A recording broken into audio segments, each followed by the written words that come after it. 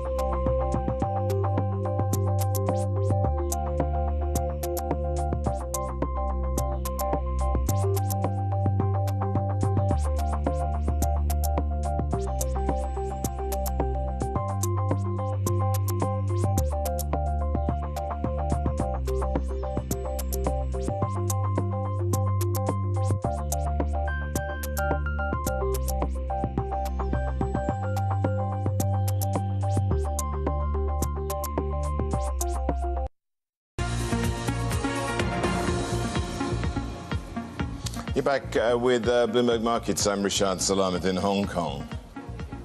And I'm Heidi Lun in Sydney. Well, Singapore Exchange says it's continuing to investigate possible investments or tie-ups to grow its trading business. The CEO, Loh Boon Chye, says exchanges may move away from traditional product cooperation to tie-ups with offer client access. He spoke exclusively to Bloomberg Markets executive editor Tracy Alloway. Which is now closed. The views that we received was wide-ranging. However, our current secondary listing framework allows for dual-class shares. We're in no hurry to implement that for primary. When we have reached a conclusion, we'll update the market. But it sounds like you're leaning that way. Well, with a dual-class shares for secondary listing, which our framework allows us now, right? And if companies come through that, it allows for choice, it allows for market familiarity, and if and when that is suitable, we may consider it. Are companies already knocking on your door for multiple share class listings? Well, there's been some interest on secondary listing. So what do you think about the Saudi Aramco listing? We heard from the Tadawul this morning saying that they wanted to be the exclusive venue for it. Is that going to happen? Well, I think for global companies, there's a significant presence. Listing beyond one venue allows for a wider investor participation. We have companies that are dual listed on SGX and other locations. Our NASDAQ collaboration is an example of why companies seek to list on more than one venue. And at SGX, more than 40% of our companies are from outside of Singapore. Right, right. So do you feel that you're still in the running for a piece of the listing, or have you given up at this point? Well, we're as good as any other exchange, and we stand as good a chance as any others. Tracy Alloway there, speaking exclusively to Singapore Exchange's Chief Executive Officer, Loh Boon Chai. Right, well, Hong Kong has joined a once unthinkable club today. It's a club which has actually, well, got no members anymore, but it is now closing its iconic trading hall and ending a 31-year run. The hall opened in 1986 when 4 bourses combined, and they did so, and together they formed the Hong Kong Exchange. And a year after opening, Rish, the floor saw one of the city's biggest market collapses. The rout began with an 11% drop in the Hang Seng Index on October 19th, 1987. That, of course, later became infamous as Black Sunday. And apparently the last time HKX bothered to publish numbers in 2014, Rish, floor transactions comprised just 0.2% of total turnover, Rish. Yeah, and actually, Black Monday, because that was in the States, it happened on the Friday. The rot started off here. There was the night of the hurricane, Thursday night in London, and I slept right through it. So anyway, there you go.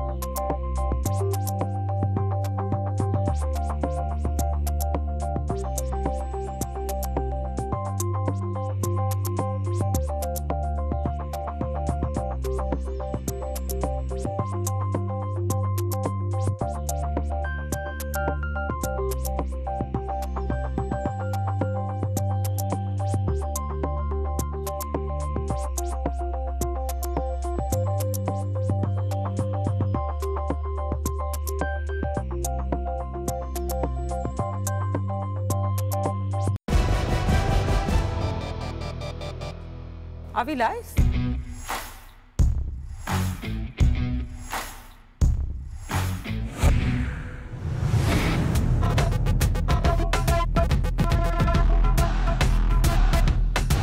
Welcome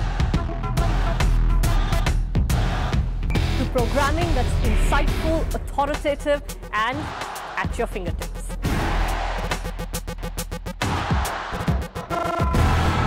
Bringing news alive. So immersive, so new, and so addictive. You will want it no other way. The Bloomberg terminal, accessed only by over 325,000 marquee investors across the world until now.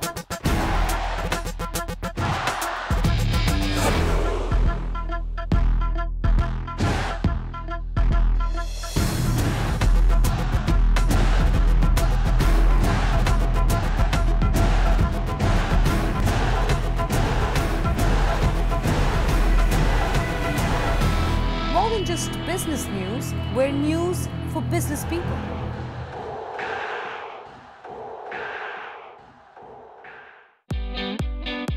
Watch us live in conversation with Ramdev Agrawal on the power of quality. Quality of business and quality of management. Because that's the 90%, 95% of the investing. Quality is the starting point. If you don't have quality, it's not taking up the journey at all. Watch us live in conversation with Ramdev Agrawal on 31st October at 11 a.m. as we discuss the power of quality in the process of investing. Send in your queries using the hashtag AskBQ to BloombergQuint.com. Write to us now. Use the word Ramdev in all your queries.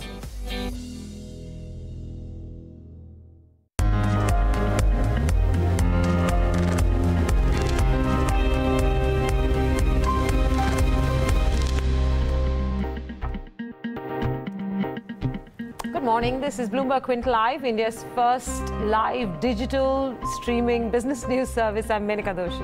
And I'm Neeraj Shah. You're watching Indian Open. Good morning, Menaka. Good morning, Hira. Good morning, everybody. These are our headlines. Goldman Sachs and CLSA upbeat in India after the government announces a 2.11 lakh crore bank recap plan. Goldman hikes its Nifty target to 11,600 by end of 2018.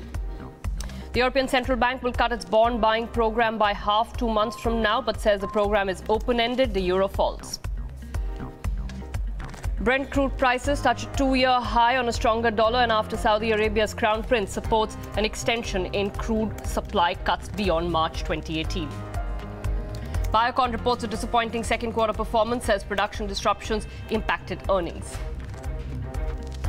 4 nifty companies report today: ICICI Bank, Indian Oil, Maruti and ITC. Well, that will be the buzzword, but it's a packed morning. Morning, guys. It's just such a packed morning of trade. Just a brief as to what happened, or rather, let's first get you to what the rest of the world is doing. Europe ended fairly strong.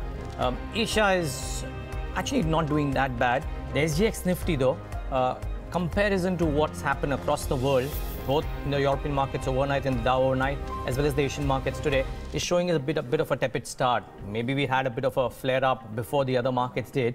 So we'll probably, if the SGX Nifty is to be believed, start off on a slightly flattish note. But let's wait and watch. This could be deceptive. Now, what happened yesterday? It was a big move in the last half an hour. You would probably presume expiry-led. The Nifty Bank did not participate, but the index did participate, and a good move there. I think for the day today as well, it'll be very, very interesting to see if there is a bit of a turnaround in terms of what happened yesterday. Yesterday, the PSU banks just didn't perform at all. Whether it was a flash-in-the-pan move and whether it'll be a sustained move, I think will be dependent on what happens in the first few days of this new series as well. But by and large, I think the big relief for emerging markets and India as well is that the ECB statement, and we'll talk about that in details. I won't dwell about it too much right now, but it's a bit of a near-term relief to emerging markets by and large, and I'm sure we'll talk about that a bit later on. But do stay tuned for that. I think the two big things that happened today, one is, of course, we'll take stock of all the stock reactions that will happen, but 2 large global brokerages have come out with notes which are fairly bullish. Goldman Sachs probably more bullish than what CLSA, but CLSA has been bullish for a while now. Let me just quickly tell you a brief synopsis of what both of those calls are stating.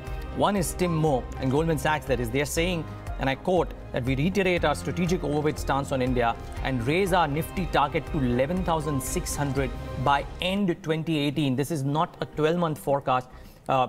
So about end 2018 is a good 15 months away, but the target is at 11,600. It's an implied return of 13% and a target PE multiple of 18 times. Within sectors, we raise PSU banks, not surprised again, to overweight, and lower NBFCs to underweight, as we believe some rotation out from NBFCs, presumably into PSU banks. We remain overweight private banks and domestic cyclicals. So that is Tim Moore of Goldman Sachs. And Chris Wood, CLSA, saying that the greed and fear will increase the weighting of India in the Asia-Pacific ex-Japan relative return portfolio by 2 percentage points, which brings India back to the structural 3 times overweight position. They've probably gone mildly underweight compared to the previous past. They're bringing back India to the status quo, which is 3 times overweight position as per the CLSA standard. So there are 2 bullish calls, and be very, very interesting to see what some of the other brokerages do over the course of the next few days, weeks, sessions. Just a quick synopsis of what stocks will do today. I've picked 4 stocks. There are a bunch of others, but I've picked 3 or 4 names which I thought could well have a good reaction or a bad reaction accordingly. United Spirits, and I think it's in line with what almost all of the other consumption names have done this time, which is cost rationalization. It's led to strong EBITDA margin performance, likely to react today. We've seen what happened with Asian Paints. We've seen what happened with yesterday with Jubilant Foodworks. Let's wait and watch if United Spirits follows suit. Emphasis, again, in line with what's happened across the mid-cap IT space. Good revenue growth and good margin boost in Q2. Let's wait and watch if Emphasis has a bit of a reaction. Yes Bank, Ida will speak a lot about it, but just one summation, the NPA divergence. Let's see if there are some further cuts today. But do remember, Yes Bank has a bit of a fall ever since Axis Bank came out with numbers, and this week as well. So do wait and watch for that. And Biocon, I thought, was a miss on all counts. Margins cracked big time. The profit after tax halved for Biocon. Let's wait and watch what's the reaction on that one as well. So amidst bullish macro commentary, guys, a bunch of stocks which will have reactions based on how the earnings have come up. Consumer stocks are looking good. I mean, every day, there are a bunch of consumer companies. Even United Spirits, top line growth was not bad at all, given that, we had that entire overhang of the highway sales problem. And it, I think not the guidance, but the indications that this will continue to wane was very, very encouraging. Jubilant Foodworks, good set of numbers, strong earnings, a lot of the reworking of strategy seems to be, sort of succeeding. So I think every day we get to see consumer companies that are doing better and better. Yeah, Emami volume growth as well. So you're bang on, yes. All right, let's first get to the global news, which is what the ECB did last evening. It announced a fairly dovish taper. And that's what the first item of discussion will be on First Word this morning. And then, of course, you've got Yes Bank's earnings. They revealed gross underreporting of over 6,000 crore rupees in the last financial year. But the private sector lender is not the only one. So we'll talk about divergence this morning and through the course of the show. And as its IPO nears, how does HDFC Life stack up against peers? That comparison is also coming up for you this morning itself. All right, let's get to the ECB conversation right up front. 4 years after the Fed began, 4 years, since the Fed began tapering, Mario Draghi announces plans to cut ECB's bond buying program. The quantitative easing program will be reduced to 30 billion euro a month from the current 60 billion. This is, starting January 2018. However, interest rates will remain at 0% well past that period. Now, to discuss what this fairly dovish taper means for global markets, especially emerging markets like India, we're joined on the show by Richard Gibbs. He's principal at Plantagenet Investments. Richard, good morning to you. Thank you for joining us here at Bloomberg Quint. A dovish taper, as every single commentator has said this morning. The euro we saw declined on that news coming in from Mr. Draghi and his commentary thereafter. What do you make of what the road ahead has for both currencies and global equity markets? Well, look, the comments or the statements consistent with what we've seen from the International Monetary Fund in its review of forecasts, and it shows that the European or the ECB economy or economic region is continuing to recover. They were later to the party or the table, as you said, in terms of quantitative easing, so we'd expect to see the impact of that, the positive impact, being delayed, and that's what has occurred. The ECB still has concerns, though, of course, on the inflation front. And when you take out the fuel and the fresh food prices, they've still got an underlying rate of harmonised inflation of close to 1%. And that's getting close to stalling or deflationary levels again for them. So they're still concerned they're not out of the woods there. I note that they are really keeping those asset purchase program very open-ended. They're saying through to September 2018 or beyond. And, of course, they're going to keep interest rates at current levels, including that tax on overnight deposits, of course, which they introduced to discourage a hoarding of cash in the interbank market. Yeah, they've also said that they're going to continue to reinvest proceeds from the bonds they've already bought into corporate bonds, and that could be a mighty sum, as Mario Draghi himself put it. Do you see any divergence now at all between the way the Fed is proceeding and the ECB is proceeding? And since both, according to me at least, seem to be striking fairly dovish notes, will this unwinding of central bank monetary policy in both these very important markets hurt the global economy at all over the next few months, hurt flows into emerging markets? It certainly will if we see basically a destabilisation or a tightening of financial conditions. And it's something that the International Monetary Fund has warned about in the last week, that is one of the downside risks as we move forward, that markets, as you know, tend to overshoot and undershoot and over-anticipate. And if we see a precipitous tightening of financial conditions in the major economies, major markets in particular, well, then that would put growth at distinct risk. And that's a concern for the Fed. It's also a concern for the Bank of England. And both the Fed and the Bank of England are progressed in this process more than, of course, the ECB or the Bank of Japan. They're also concerned about what we might see on the financial front in China and whether that could precipitate a tightening of global financial conditions. So the risks are still there. And I think they're added to by the fact that, of course, Janet Yellen's term as chairman of the Fed actually ends in February next year. And it's uncertain whether she'll be reappointed, which has been the norm, or whether there'll be someone else like John Taylor appointed as the chairman of the Board of Governors. Yes, that's the one key uncertainty. Finally, a very quick question, Richard. What's your call on the dollar, which has been difficult to read given everything about President Trump's presidency, and the euro, which of course saw declines on the back of Mario Draghi's comments yesterday? I think probably we're going to see the dollar drifting off a little bit, and it will be around that policy uncertainty that we've talked about as we go to the outturn of the year. Also, it's fair to say that US securities markets generally and capital markets are pretty much fully priced the growth they're getting. And some would say they've overpriced for that growth. And that means that, of course, people will be looking to maybe curve some of their exposure to those US dollar denominated assets which have driven up the value of the US dollar. Richard Gibbs, thanks so much for joining us this morning and helping us decode some of what's going on with central banks across the world. So that's the post-ECB picture.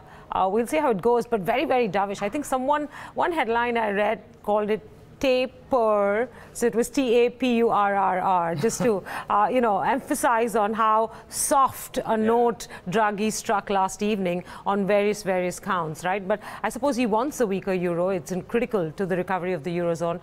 So that's exactly what went on last evening. Let's now move to the big story of the day, which will play out in the stock markets and across private sector banking stocks today, and that's Yes Bank era. All right, so I think, just get the headline numbers out of the way first. You had a decent number in terms of net profit growth for Yes Bank, 25%. Most people have already spoken about that. Net interest income was up 33%. The non-interest income numbers were also strong. But I think what sort of took away from that headline strength was a second year of divergence. Before I get into the individual numbers, for those not familiar, this whole divergence ratio thing has come about after the RBI told banks that from here on, if there is more than a 15% difference between what we think your NPA level should be and what you think your NPA level should be, then you need to disclose it. Well, now for 2 financial years running, it has been disclosed by Yes Bank that there is a divergence in their assessment and the RBI's assessment, and it's a large divergence.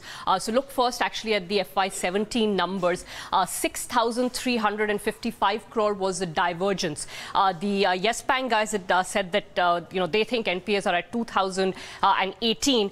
The RBI at the end of FY17, that is as of March FY17, had pegged it at 8,374.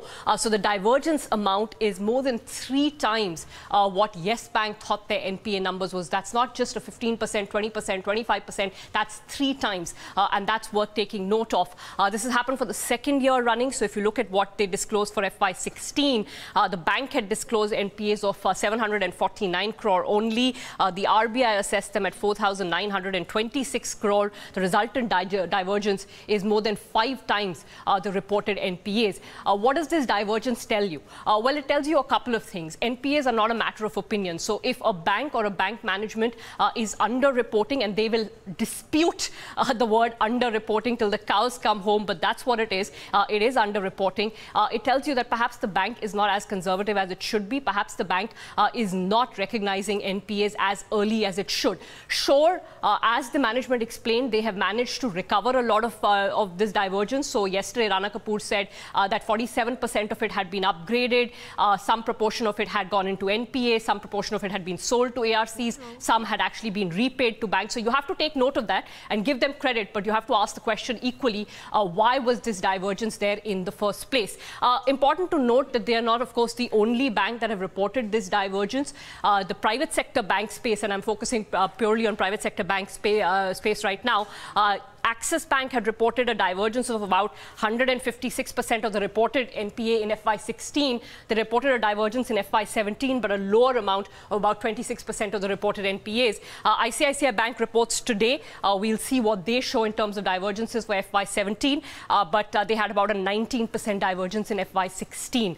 The question I think that leaves all of this open is that does this tell you something about governance standards in private sector banks, which actually, frankly, have no excuses to have weak governance? A couple of quick questions I have, and that is, if you quickly tally the numbers that you pulled up on the screen, the divergence amounts to roughly 25,000 crores over these 3 banks. ICICI Bank's numbers are not yet reported for FY17 for over 2 years. So you're saying that these 3 banks underreported 25,000 crore rupees in bad loans, according to the RBI.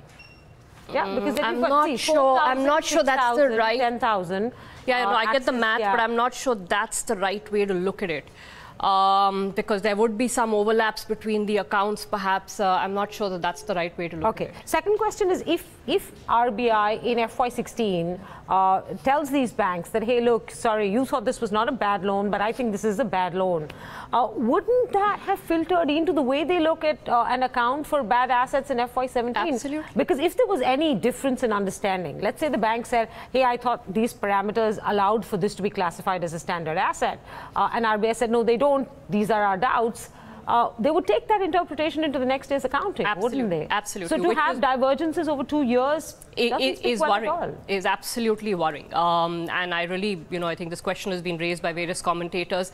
I really want to know what boards were doing. Were they questioning, this sort of underreporting or not? And will they at least question it from here on? Let's see. Sorry, no, please, I have a few more, but I'm sure we have a lot of divergence conversation through the show. Go ahead. No, just one query, Ira. We'll get to know from sell-side notes, because a bunch of these sell-side notes say that, hey, yes, there is this problem, but the top-line growth was bullish. Now, they have to adhere to the targets laid out earlier, and I can understand those compulsions. But would the future reporting of numbers by a bank like Yes or an Axis be questioned in the minds, if not on notes, or would you believe that now a large portion of the pain has started to get reported and the same scenario will not be repeated going ahead? Is there a way to figure that out? But it just raises a trust question, right? It raises a trust question. In my mind, it does. I don't know how sell-side analysts look at it, but in my mind, it raises a trust question. Today the cycle is turned, and perhaps the stock of NPAs has been accounted for, but NPAs get generated in the normal course of business.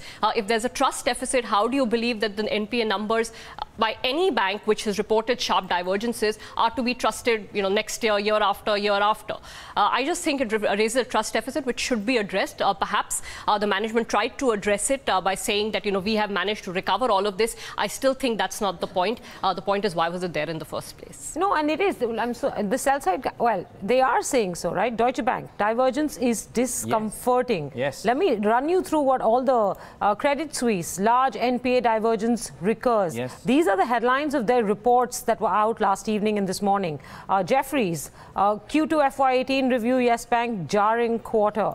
I mean, there isn't anyone that, UBS also, regulator finds more NPL in FY17 audit. I thought the one that was most interesting, though, was Macquarie, which said trust deficit widens. That's the headline of their report, trust deficit widens. I have just one other last final question. Yes Bank says that, like you pointed out, almost 41% of the divergence has been recovered in cash, right? And then they go on to say that about 30% of the accounts have been upgraded to standard. This is in keeping with the statutory auditor's permission and the board of directors approval, but not necessarily RBI's approval. And then they've sold some to ARCs and some continue to remain as NPAs. If they've recovered 41% in cash, then maybe RBI was wrong to call them bad assets to begin with, because there is recovery. Yeah, so you can recover after calling something an NPA. When you call something an NPA, doesn't mean you stop trying to recover it, right? You continue to try and upgrade it. I know, I get it. So if something is substandard, you call it an NPA, and then as it upgrades, you upgrade it, which is fine. They are saying that you have not called it an NPA to begin with. In the first place. They should have called it an NPA technically at the end of March, and then as it recovered, they should have shown a recovery number.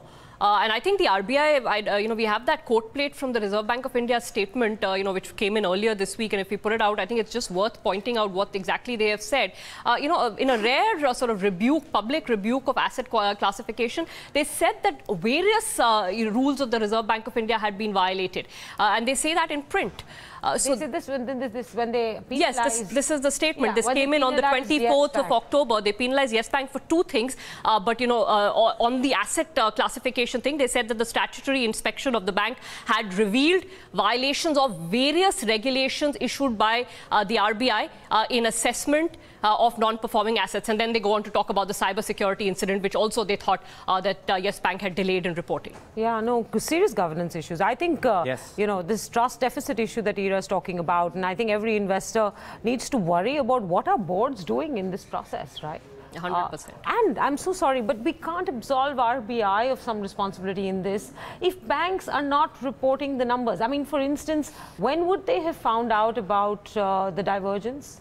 So or the fact that RBI is reading the bad loans differently from how they're reading. So they started doing this. So for the FY16 numbers were informed to banks just as the at the end of the year FY17 numbers were coming out. But that's because they had done the AQR, etc., and they had done an industry-wide review.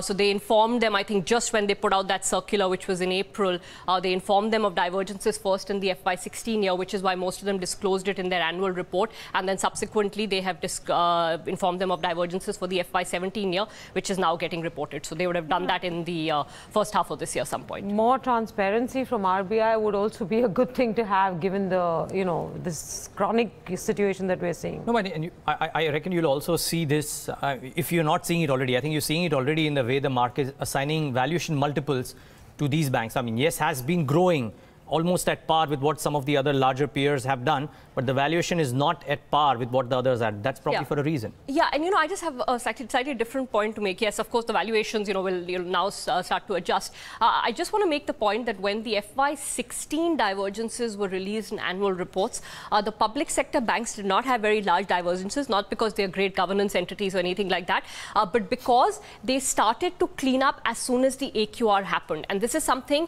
that a rating agency, Moody's, pointed out in the case of Axis Bank in a note yesterday, saying that they have been laggards in cleaning up. I think a lot of these private banks have said, we'll manage, we'll figure this out, we will recover this money and hence not have to show poorer numbers.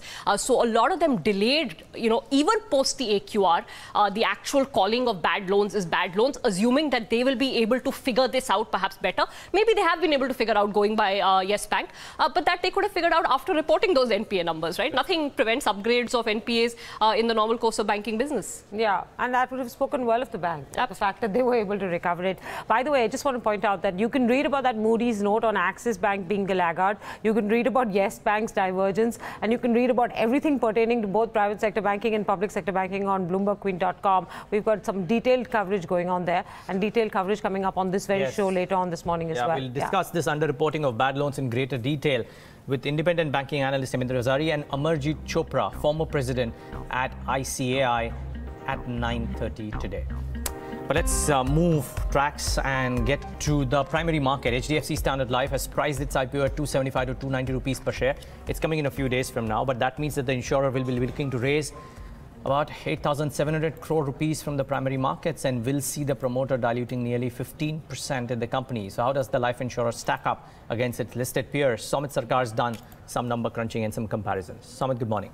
Good morning. So I'll start off with the market share first. Now in the life insurance industry, LIC rules more than 70% of the market, followed by ICICI Pru, SBI Life and then HDFC Standard. Now LIC is a government entity, so if you just consider the private players, then HDFC Standard has a market share of around 16.5%. Now this market share is calculated based on the total premiums collected in the financial year 2017.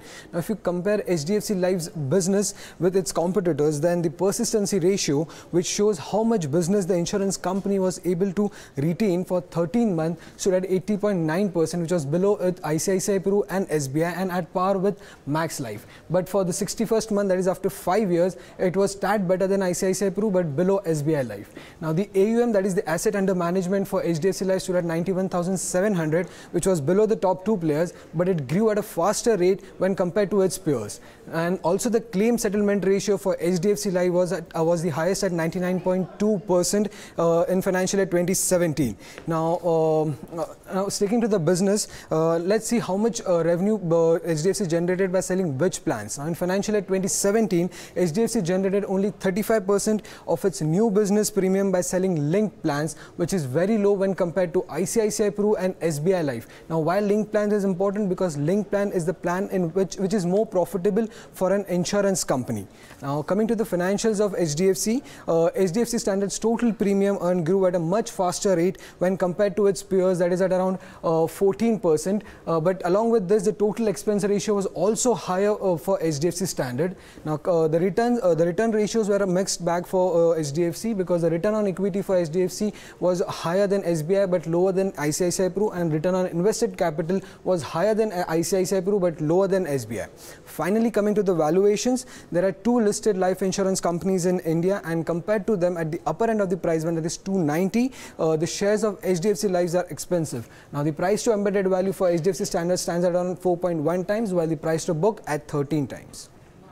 Expensive, and not just expensive, coming in at the tail end of the insurance IPO deluge that we've seen. Yeah. So I wonder what that means for the kind of response the company will get. Now, I'm guessing they're just supremely confident or otherwise, because if you've seen the past two IPOs that have come in, purely because of the valuations, the response hasn't been particularly great. So either they're just too confident about their response, or they're missing a trick. I don't know which. We'll get to know. We'll know soon enough. And don't forget, I know it's not a life insurance company, but New India Assurance will come out in a few days from now. Yes. There's only so much portfolios will allocate to insurance companies, I would imagine. Yeah. So, you know, just the number of insurance IPOs, the numbers that Somit has put up, all of that sort of makes it an interesting IPO to watch. Yes, yes, it does. But all of that will come up, and you can, of course, get all the lowdown on HDFC Life as well on Bloomberg Quint. But that's all that we have on First Word today. But stay tuned, because we'll talk markets with Rahul Chadda of Mirae Asset Global Investments and talk about a bunch of other companies. L&T Finance Holdings earnings with Managing Director Dinanath Dubashi, and India's love for milk with Vivek Nirmal of Prabhat Dairy. But full tilt towards the day's trade today. Let's take a look at the derivative space. Navneet Saluja is waiting by with the FNO setup. Navneet, first day of the new series.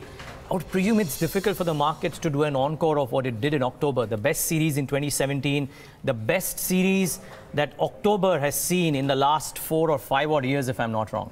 Well, Neeraj, if you look at the absolute gains of 575 points, which we registered in the October series, it's the highest series-to-series gain that we've seen in the last 19 series. So definitely, and even if you look at the setup on day one, both locally as well as the global cues are pretty positive today. Let's have a look at the Nifty November futures. The open interest yesterday was up, but it's better to take, if you look at all the series, still there were some sort of long build-up which was seen for the Nifty November futures. The premium was higher by almost 17 points. Remember, we're starting this series at all-time high levels, so that's a very positive sign. So what's the range one can watch out for the November series? It's 10,000 on the downside to about 10,500 on the upside. That's where major open interest concentration is so far. Let's look at the rollovers then. Well, the rollovers this time around have been pretty much on the higher side. The Nifty rollover is at about 73% versus, if you look at the average of the last 3 series, that was 66%. For the Bank Nifty too, it's just been in line. What are these high rollovers telling you then?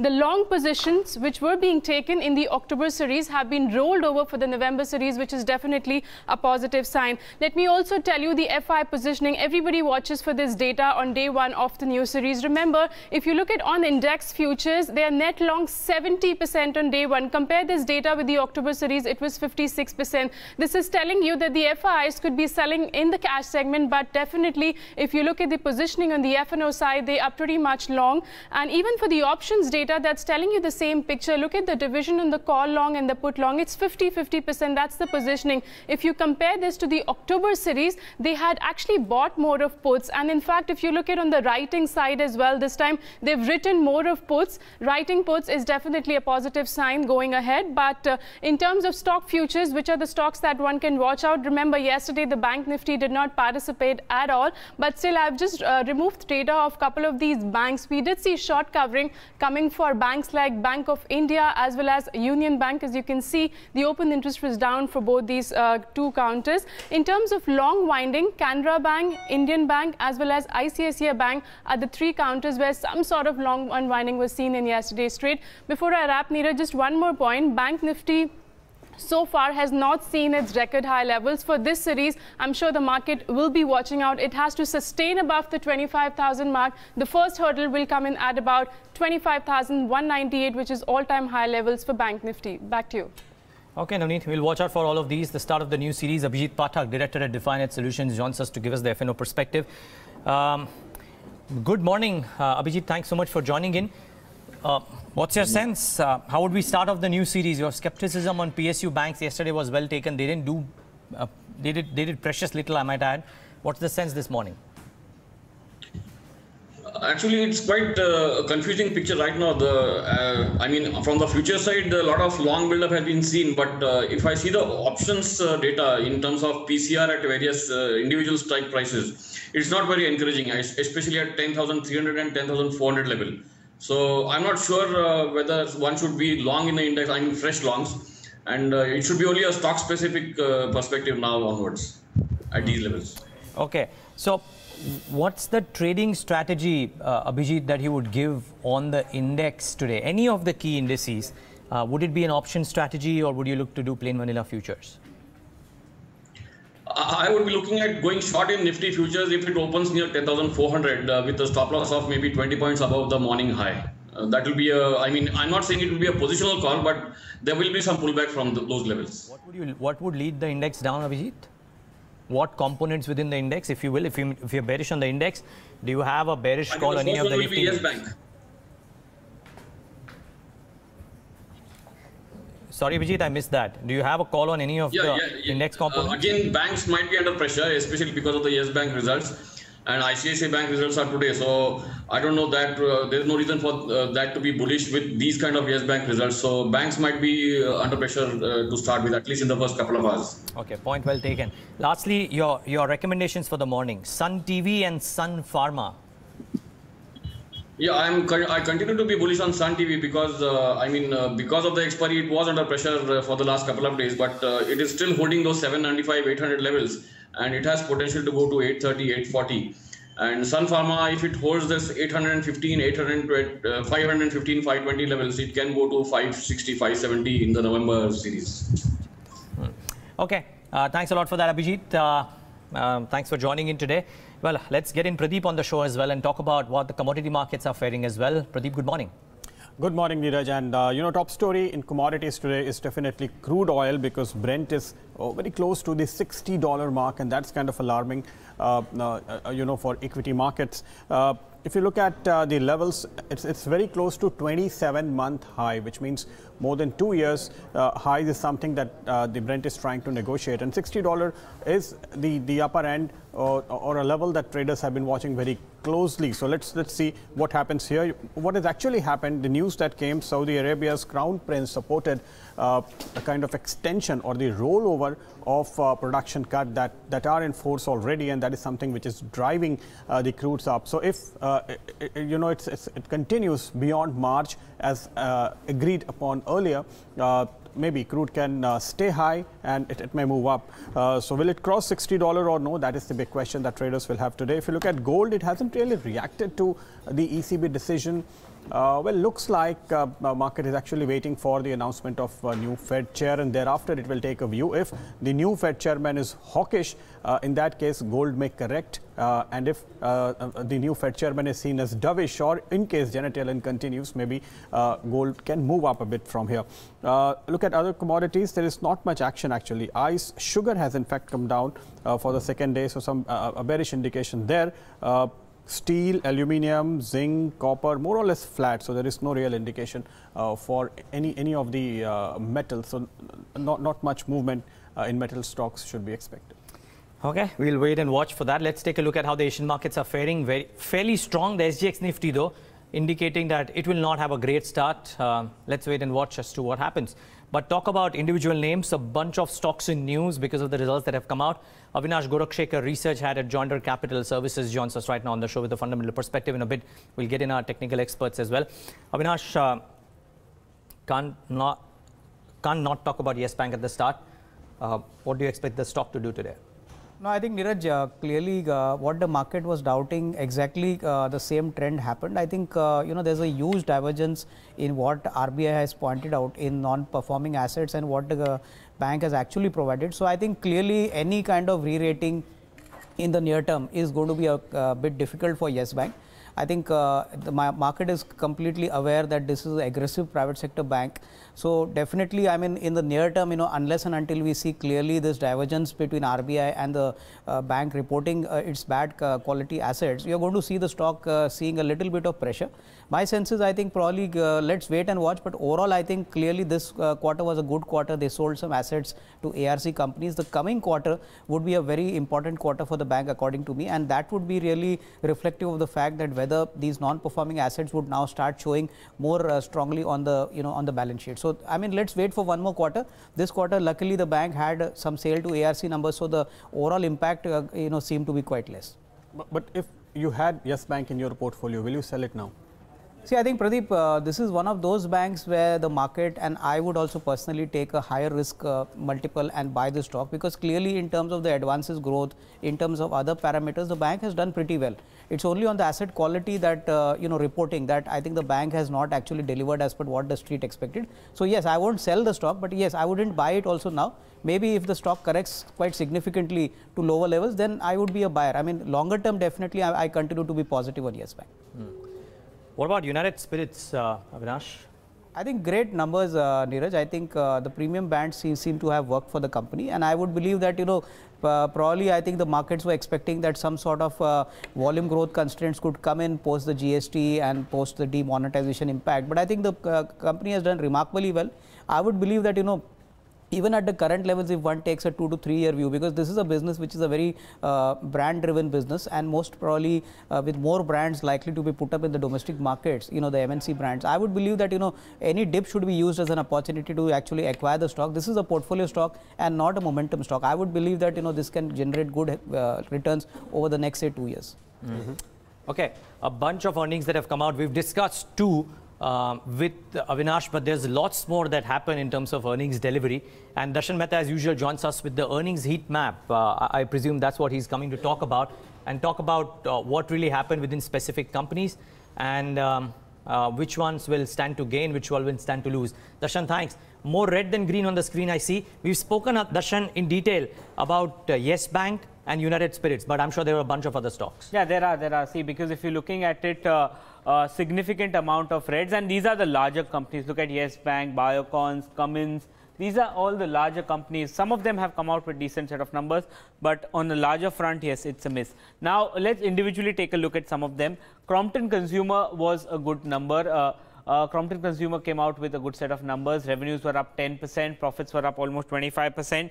Their lighting as well as consumer business did extremely well. Their working capital was stable. EBITDA margins up 19%, margins coming in at almost 13% here. So that was positive. United Spirits, very strong set of numbers. The revenue decline is because of the liquor ban that came in, but they've managed to repay debt. They've managed to do cost controls. Their profit is up almost 96%. Their prestige and above brand volumes were extremely high.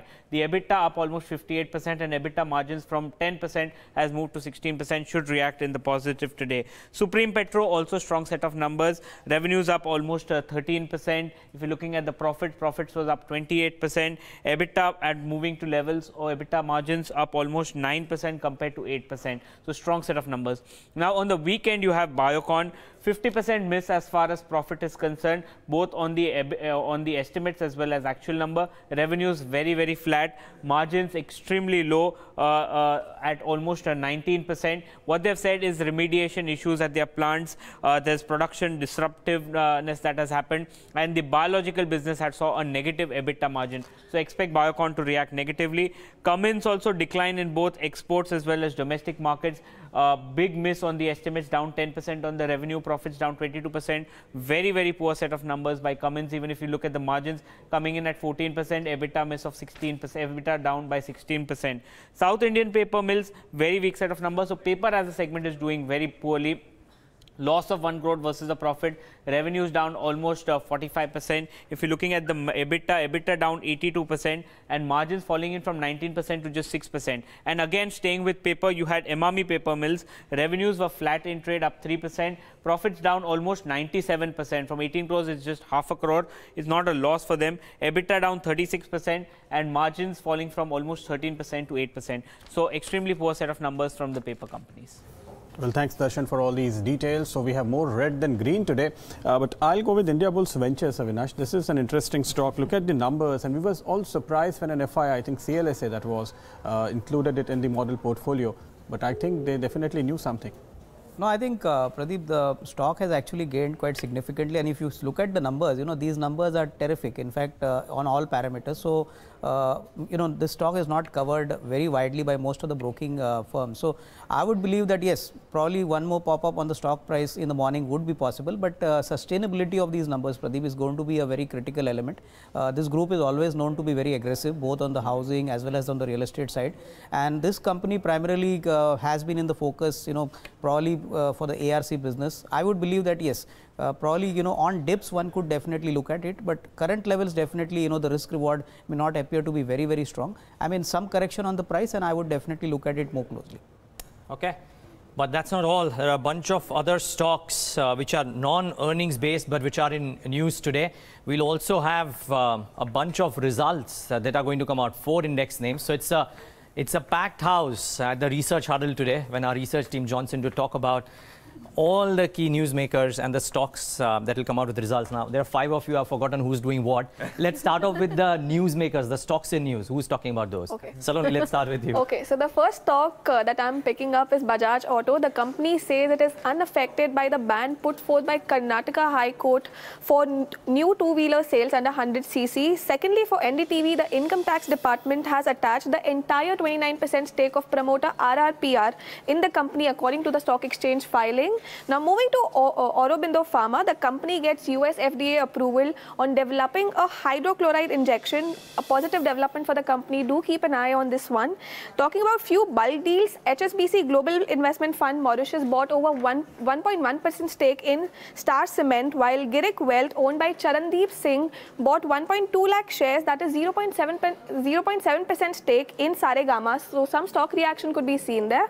And finally, do keep an eye on Chambal Fertilizers, as the company is scheduled to meet few fund managers, that is ICICI Prudential Mutual Fund, DSP BlackRock and Ashmore today, Neeraj.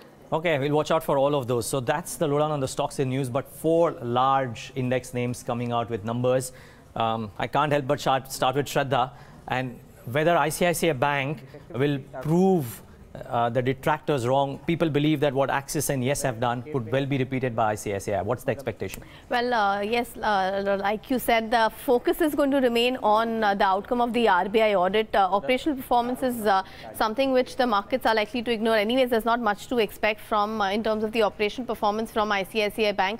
Net interest income is expected to grow about 8%. A net profit is also likely to show a degrowth of about 17%. But that's largely on account of higher provisions and also the high base effect playing out. In the last quarter had gains of about 6,000 crores from the stake sale in ICICI Prudential, and this quarter has about 2,000 crore worth gains from ICICI Lombard stake sale. So that will also be a factor which will play out.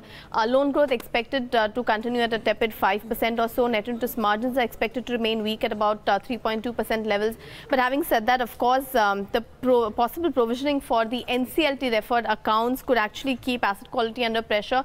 Some key numbers to keep track of: the gross NPA in June stood at 7.99%, and the watch list numbers stood at 20,300 crores. So those are the 2-3 big numbers to watch out for. So of course we will be looking out for any RBI related divergent disclosures and the provisioning requirements for the IBC accounts and the slippages outside of the watch list. So asset quality will remain the focus, but like you said, Neeraj, if there is any sort of improvement or less underreporting as far as the RBI numbers are concerned, you could actually see the valuations for ICICI Bank actually turn a little more favorable over the next few days. Well, let's wait and watch. Indeed, and I think we'll talk to Shraddha during the course of the day about how the valuation between ICICI Bank and Axis has converged a bit as well. Thanks a lot for that, Shraddha.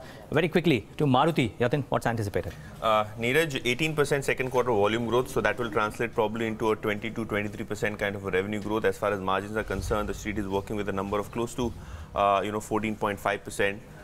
Versus a level of 17%. On a year-on-year basis, 2-3 factors. One is the higher fixed cost at Gujarat plant, which will be impacting the margin. And not only that, this time we have seen the commodity cost move up, and probably that will also impact the margins. Sequentially, of course, things will improve for Maruti, given the fact that we have lower discount and higher share of better high margin vehicles, which is basically the new Dzire. We have the Baleno and the Brezza doing extremely well. So, that will contribute to the margin significantly. As far as the profits are concerned, we are expecting a 7% decline to come in. Of course, this is because of higher taxes and, the pressure on the margin front. Last year also we had better performance because of a very strong margin figure. But if you look at it on a sequential basis, of course, things will improve for Maruti Suzuki. Apart from that, the management commentary on the new launch pipeline and what kind of demand are we looking at for passenger vehicles, how did the festive season pan out, is something important we'll be watching out for apart from the earnings. And mind you, the street yesterday has been talking about a split and a bonus. So that is something, which will keep the stock quite active in trade today. Okay, I'm throwing this out of the dark at you. You have in 10 seconds, that one thing that you'll watch out for in numbers, the one stock moving item. Margin. The margins. Yeah. Okay. And what's the number there? 14.5% is what the street is working with. Okay. Anything above or below may move the stock accordingly. Yeah. Okay. Watch out for margins in case of Maruti. Samit, IOC, anticipation and then one thing that you'll watch out for. Its gross refining margins are expected to come in at $10.4 per barrel versus $4.3 per barrel. Okay. Now, what about the earnings? A strong set of numbers are expected, though revenue would be marginally down to 1,03,000 crore, but net profit would be 28% higher. EBITDA would be 32% higher at 10,549 crore, while margins would expand by 260 basis points to 10.2%. Now, important factors to watch out for. Now, analysts are expecting a refining inventory gain in Q2 versus an inventory loss in Q1. However, on the marketing side, there could be a minor inventory loss versus an inventory loss of more than 1,200 crores in Q1. Now, petrol and diesel marketing margins were higher in Q2 at 2.4 rupees and 2.3 rupees per litre. Now, this will definitely boost the EBITDA margins of the company. Coming to throughput, the refinery throughput is expected to rise quarter on quarter. Now, this is because of the contribution coming in from the new Paradip refinery. Now, things to watch out for would be utilization levels and contribution coming in from the new Paradip refinery and outlook on the GRMs. Okay. Watch out for GRMs, as I think Sumit suggested. That's the key stock moving thing. Agam, what about the big boy, the heavyweight? Yeah, it's going to be a quiet quarter, nothing expected, no fireworks. Now, do remember that we've seen the government have additional cess on cigarettes, because of which the company had to raise prices for cigarettes, and that could lead to a decline of as much as 2 to 4% in terms of volumes for cigarettes. But when it comes to the FMCG business, we're expecting about 4 to 10% growth. It is going to be very crucial to watch out for profitability in that particular segment. Slackness in demand for agricultural business as well as paper products, and we'll be watching out for how the hotels business has done. But if you were to ask me one key thing to watch out for, it's profitability in the FMCG business. And what are the numbers thereof? Well, as of now, we're expecting, because it keeps going in and out of operational losses and operational profits, well, it could be anything at all. Okay. But it's more about consistently coming. Operational profit might drive the stock higher. Yes. Okay, great. Agam, thanks a lot for joining us and giving us that perspective as well. Quick thought, Avinash. 4 nifty names, the one that you will watch out for the most. No, I think, Neeraj, I would look at Maruti numbers. Clearly, as the street is expecting about 14.5 as EBITDA margins, I think clearly with the commissioning of the Gujarat plant, I think markets would obviously like to know how quickly this plant gets ramped up. And most importantly, what kind of volume growth trajectory the management could possibly look at in the coming quarter. So I think margins would be the key, point to watch out. And if there is any positive surprise here, I think the stock could possibly get a significant re-rating. I think clearly, if margins are better than 14.5, you could see the stock getting, a good uptick in today's session. Okay, so that's the call on Maruti. Well, Kunal Saravgi, CEO and editor at Equity Rush, joins us on the show now, and also Gaurav Bissa, derivatives analyst at LKP Securities, joining in as well. Gaurav, how did you really analyze the data post-expiry? What kind of indications do you get, and what would be your strategy on first day of the new series? Good morning. Well, the rollovers have been quite decent. They are a tad bit better than the averages. So on the Nifty side, and also on the market wide as a whole. But talking specifically of Nifty, I think the momentum is strong. We have seen some short covering also from the FIs. We have seen they have been selling index futures. We saw yesterday a good amount of short covering coming from that end. So the data is positive. However, we are at a very high level. Having said that, 10,300, 10,350 would be a very crucial level. If we are sustaining 10,300, then further upside can be seen. At these levels, the crucial supports are seen at 10,180, 10,200. So I would rather wait for a dip. Any dip towards 10,230 can be bought. Stop loss of 10,180, 185. It can test levels of 10,350, 10,380 in coming days. The more lucrative thing would be on Bank Nifty because that is the one that is yet to make a new high, and it has been finding strong resistance at 25,100, 25,200. And if it sustains 25,100, then I think that will give a strong push of 500, 600 points in Bank Nifty, which in turn would give a strong propel towards 10,350 for the Nifty also. So I would be more inclined taking position in Bank Nifty, but I'm bullish for both the indices. Okay. Let's talk about ideas then. I know what Gaurav is recommending. He's recommending buying a Bank Nifty as well. But Kunal Saragi, if I look at your stock recommendations for the morning, what is it that you would be recommending? We'll come to the Nifty strategy, Kunal, in a bit. But let's get stocks because that's the time of the show when we give stock ideas to our viewers. What are the two stock recommendations from your end? First up, I think IRB can be bought into. It broke out yesterday, and I think it's likely to get to 250, 252 levels if you hold it for the next 4 or 5 sessions. So with a stop loss, I think close to about 228. One should buy IRB for a target of 250. That's my first stock call. The other one would be Vedanta. I saw a very good breakout on Vedanta in this trade. I expect the stock to get to 355, 360 levels. One should put a stop loss at 338 and go long on Vedanta. So these would be my two top stock picks. Gaurav, what about you? Your top recommendations? My first recommendation would be buy on L&T. It saw a strong up move from 1130, 1140 kind of zone, and now it's on the very crucial zone. 1200 put option has seen significant writing, that is acting as a support. If it sustains 1225, 1230, I would not be surprised if it moves another 10%. Now I expect good amount of long positions getting built. We saw it moving on account of short covering. With a stop loss of 1195, I would recommend buying L&T for targets of 1300. Secondly, buy on HCL Tech. If you remember at 940, we had a discussion that one can sell HCL Tech at these levels. And now at 865, around those levels, I think it's a very lucrative buy. We have seen long unwinding happening. There have been some shorts getting built, but if you plot OI versus price pattern, you will see that good amount of OI were added around 850, 860 zone from where it saw a good momentum for the upside. So I expect similar kind of move coming in with a small stop of 845. One can buy HCL Tech. Targets would be on 905 to 910. Okay, so these are the trading calls for the day. Now moving to an important news. The Uttar Pradesh government has hiked the state administered price or SAP on sugarcane by 10 rupees yesterday. What impact will that have on sugar companies? Joining us on the phone line now is Dwarikesh Sugar CFO actually. Mr. Banka, what is your reaction to this? Are you happy? Do you welcome the 10 rupees hike? Yeah, we welcome this hike of 10 rupees. It's a reasonable hike. The industry should be able to absorb it because companies in UP this time will have higher volumes. So assuming the sugar prices remain in the constant, the higher cost of 10 rupees will get absorbed in the sense from higher volumes that we will have. We will have incremental revenues coming from the power segment, etc.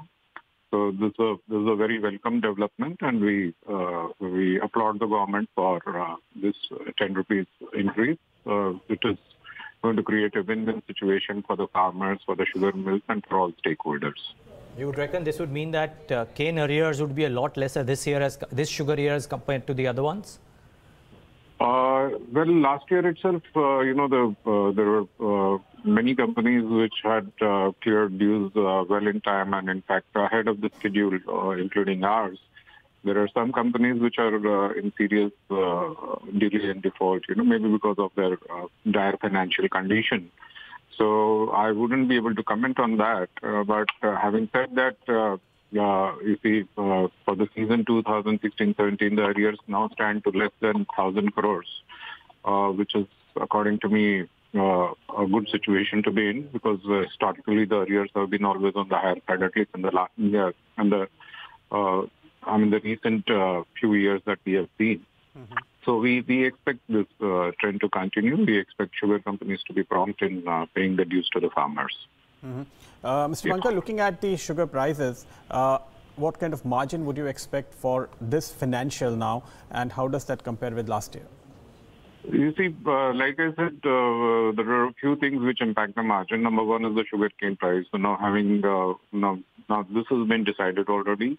We expect sugar prices to remain range bound between 3,600 and 3,700 because we see a very balanced stock position, sugar production in the region of 25 million tons, sugar consumption in the region of 25, sugar consumption again being equal to the production, and opening stock of about 4 million tons. So we see a fairly balanced situation.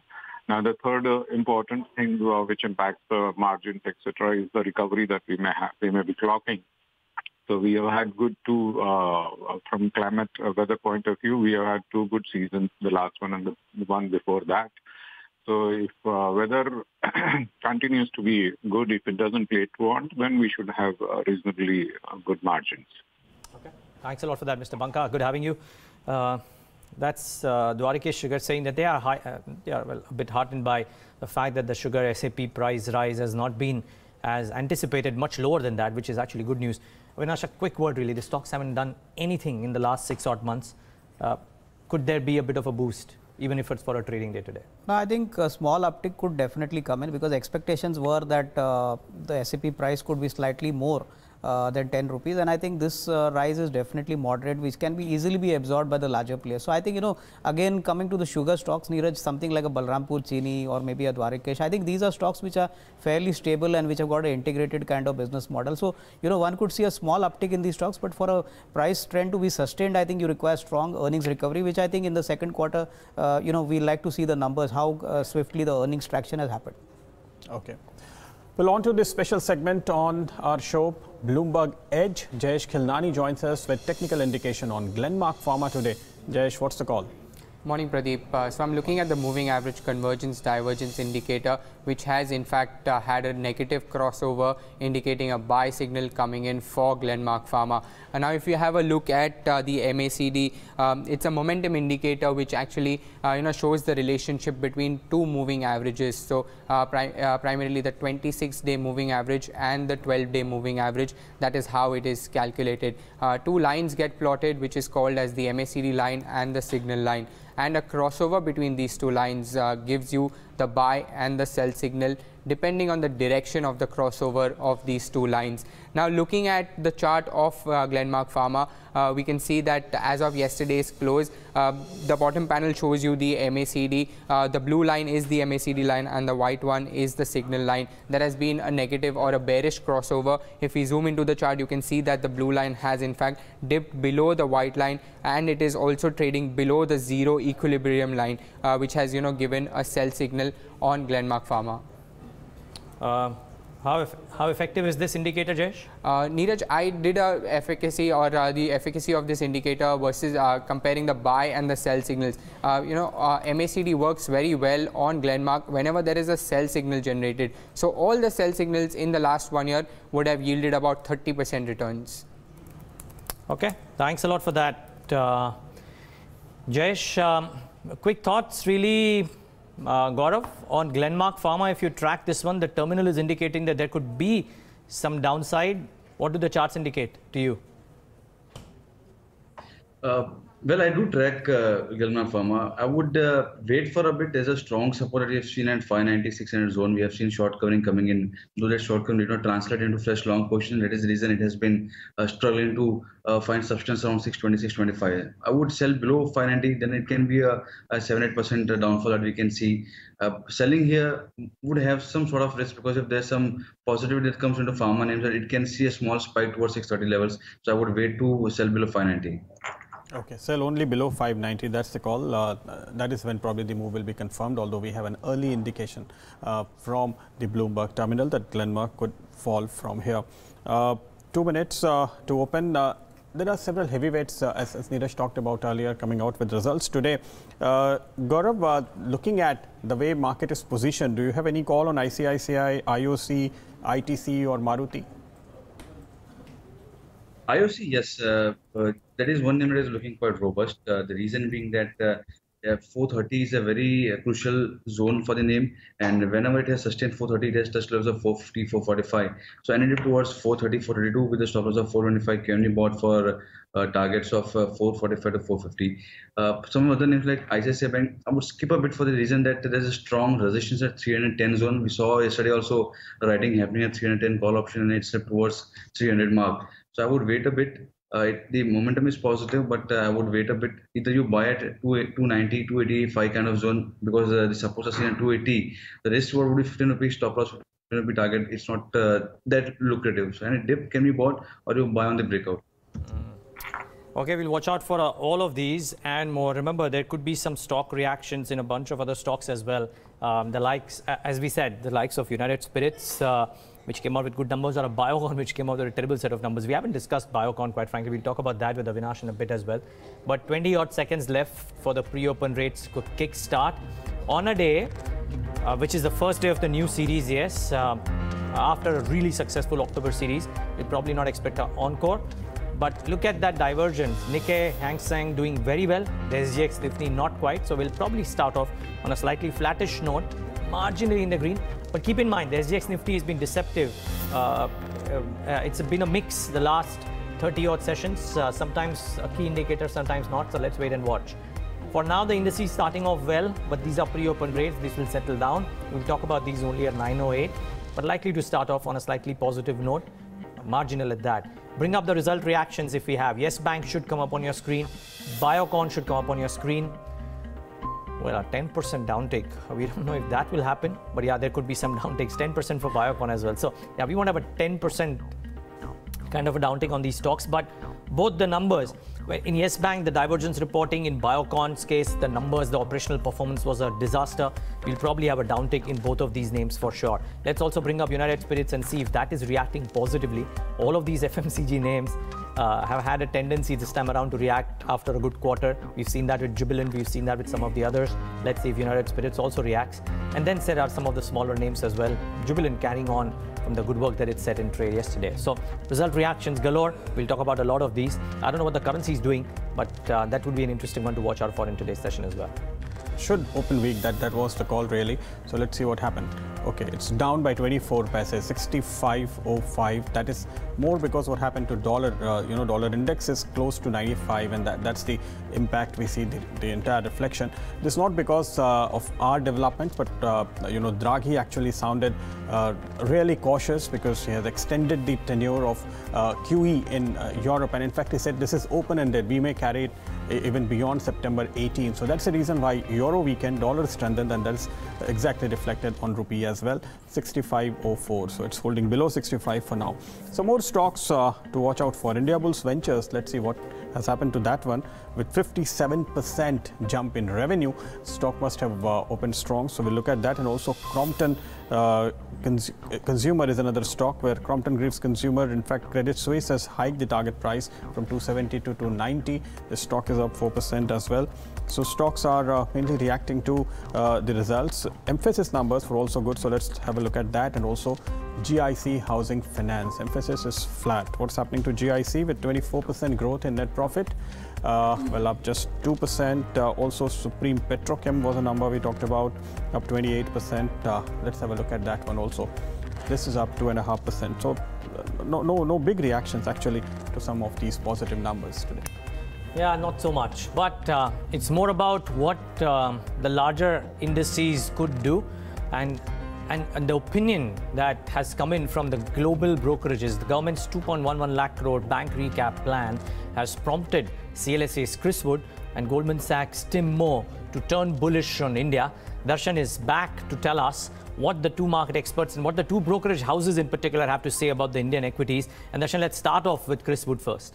So basically, Chris Wood comes out with a weekly note called Greed and Fear, in which he's raised the weightage of India by almost 2 percentage points, and this comes on the back of cutting it from Korea. So increasing weightage by 2 percentage points for the India ex-Japan portfolio at the cost of Korea. So that's the first one. What he's saying is that the hole in India's banking system has been addressed with this big 2 lakh crore PSU bank recapitalization, and that what it makes it positive. He's saying, but at this point of time, he's not going to add any PSU banks to his long-only portfolio. He had been holding SBI for a long time. Eventually, he got frustrated because nothing was happening. And remember, he had removed SBI from the model portfolio. So that is something that Chris Wood is saying. He's saying it's realistic now to look forward to new credit and investment cycle. That's his view that's coming in on the PSU banks. As far as I spoke about, he removed SBI from the portfolio after running out of patience. Now, as far as allocation is concerned, China is the biggest one. Now, with a 2 percentage point increase, India always was second, but from a 22%, it moves to a 24%. So that's the broad view that's coming in from Chris Wood on CLSA. Goldman Sachs has also come out with a note in which they are saying that they have upgraded, they are always overweight on India, but what they have done is that they have said that the bank recapitalization will spur the growth revival for the company. They've raised the Nifty target for in terms of the rationale, they're saying they're concerned over the lack of earnings and lofty valuations will fail, and profit revival is expected to happen in the second half of the year. Now, because of this, what they've done on the Nifty, the target price has been raised to 11,600 by year end. The earlier target that they had was 10,900, and that was by September. Now, September is gone. What are they overweight on? PSU banks, overweight and underweight on NBFC, because they believe that the structural change will happen. The people will move more into fund managers will more because of improving fundamentals, move much more into the PSU banks and go out of the NBFCs. What they are overweight on? Private banks, auto, consumer durables and industrial. These are what they are bullish on. Which are the stocks that they have spoken about in terms of the beneficials? Bank of Baroda, SBI and ICICI Bank is one of the themes they speak about, and infrastructure is the second theme that they speak about. So they have listed 10 stocks: L&T, Ultratech, Shree Cement. So it's not a pure play infrastructure, it's a general infrastructure. When cement is there, infrastructure is there, real estate is there, Bharat Electronics, Ashok Leyland, Container Corp. So infrastructure as a sector they are rather bullish on, and these are the 10 names that they've named in that report. Thanks, Darshan, for these details. Neeraj, what I can figure out, both these big brokerages are actually bullish on India or Indian markets in general, not so much focusing on the PSU banking stocks and let's buy more of PSU banking. Okay, that's they are overweight on that. Fine, Goldman Sachs is overweight. But if you look at it, this is a stimulus for the whole economy. Yes. So the entire market will actually move up. That's the kind of call there. Yeah, in fact, CLSA is saying that they'll not go out and buy PSU banks as of now. Let the delivery happen and then they'll figure it out and all of that. But yeah, it's interesting. Whatever does good for the economy is welcome. And it has a other impact on the markets, which is, well, good from an equity watcher's perspective. But yeah, if this does change the dynamics of the economy, lending, infrastructure, jobs, I mean, it's probably something that is really, really well. And FIIs. And FIIs as well.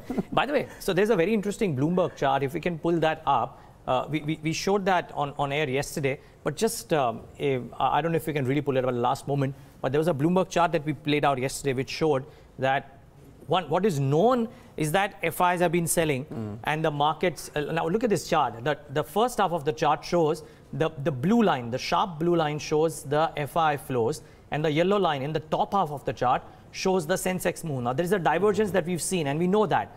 The bottom line is the money that domestic mutual funds or local funds are investing in the markets, and after a substantial uptick for better part of the year, we now started seeing that local mutual funds or the local investors have just started tapering off their equity purchases. This is interesting. Now, can the color of the FI money change? That remains to be seen. Draghi is probably obliged a little bit as well. But the key is whether the DII money now starts coming off, or whether the flows sustain and they are forced to invest and therefore they will invest. That remains the key. Now, to me, the more interesting bit was the bottom half. The top half is kind of known. But the fact that there was a divergence despite FI outflows was interesting, because the DIs were pumping in money. That has now just started to come off. One just hopes, if you're a bull, that this doesn't happen with a bit of a hurry.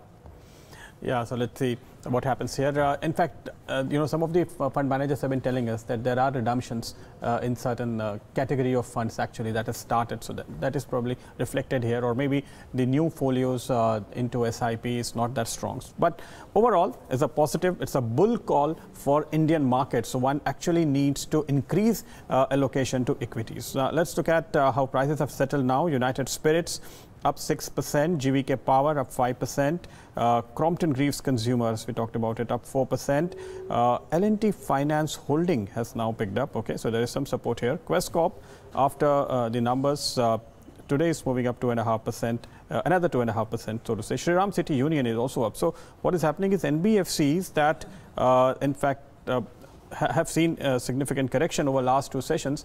There is buying emerging at lower levels in NBFC companies. Avinash, what's your call here?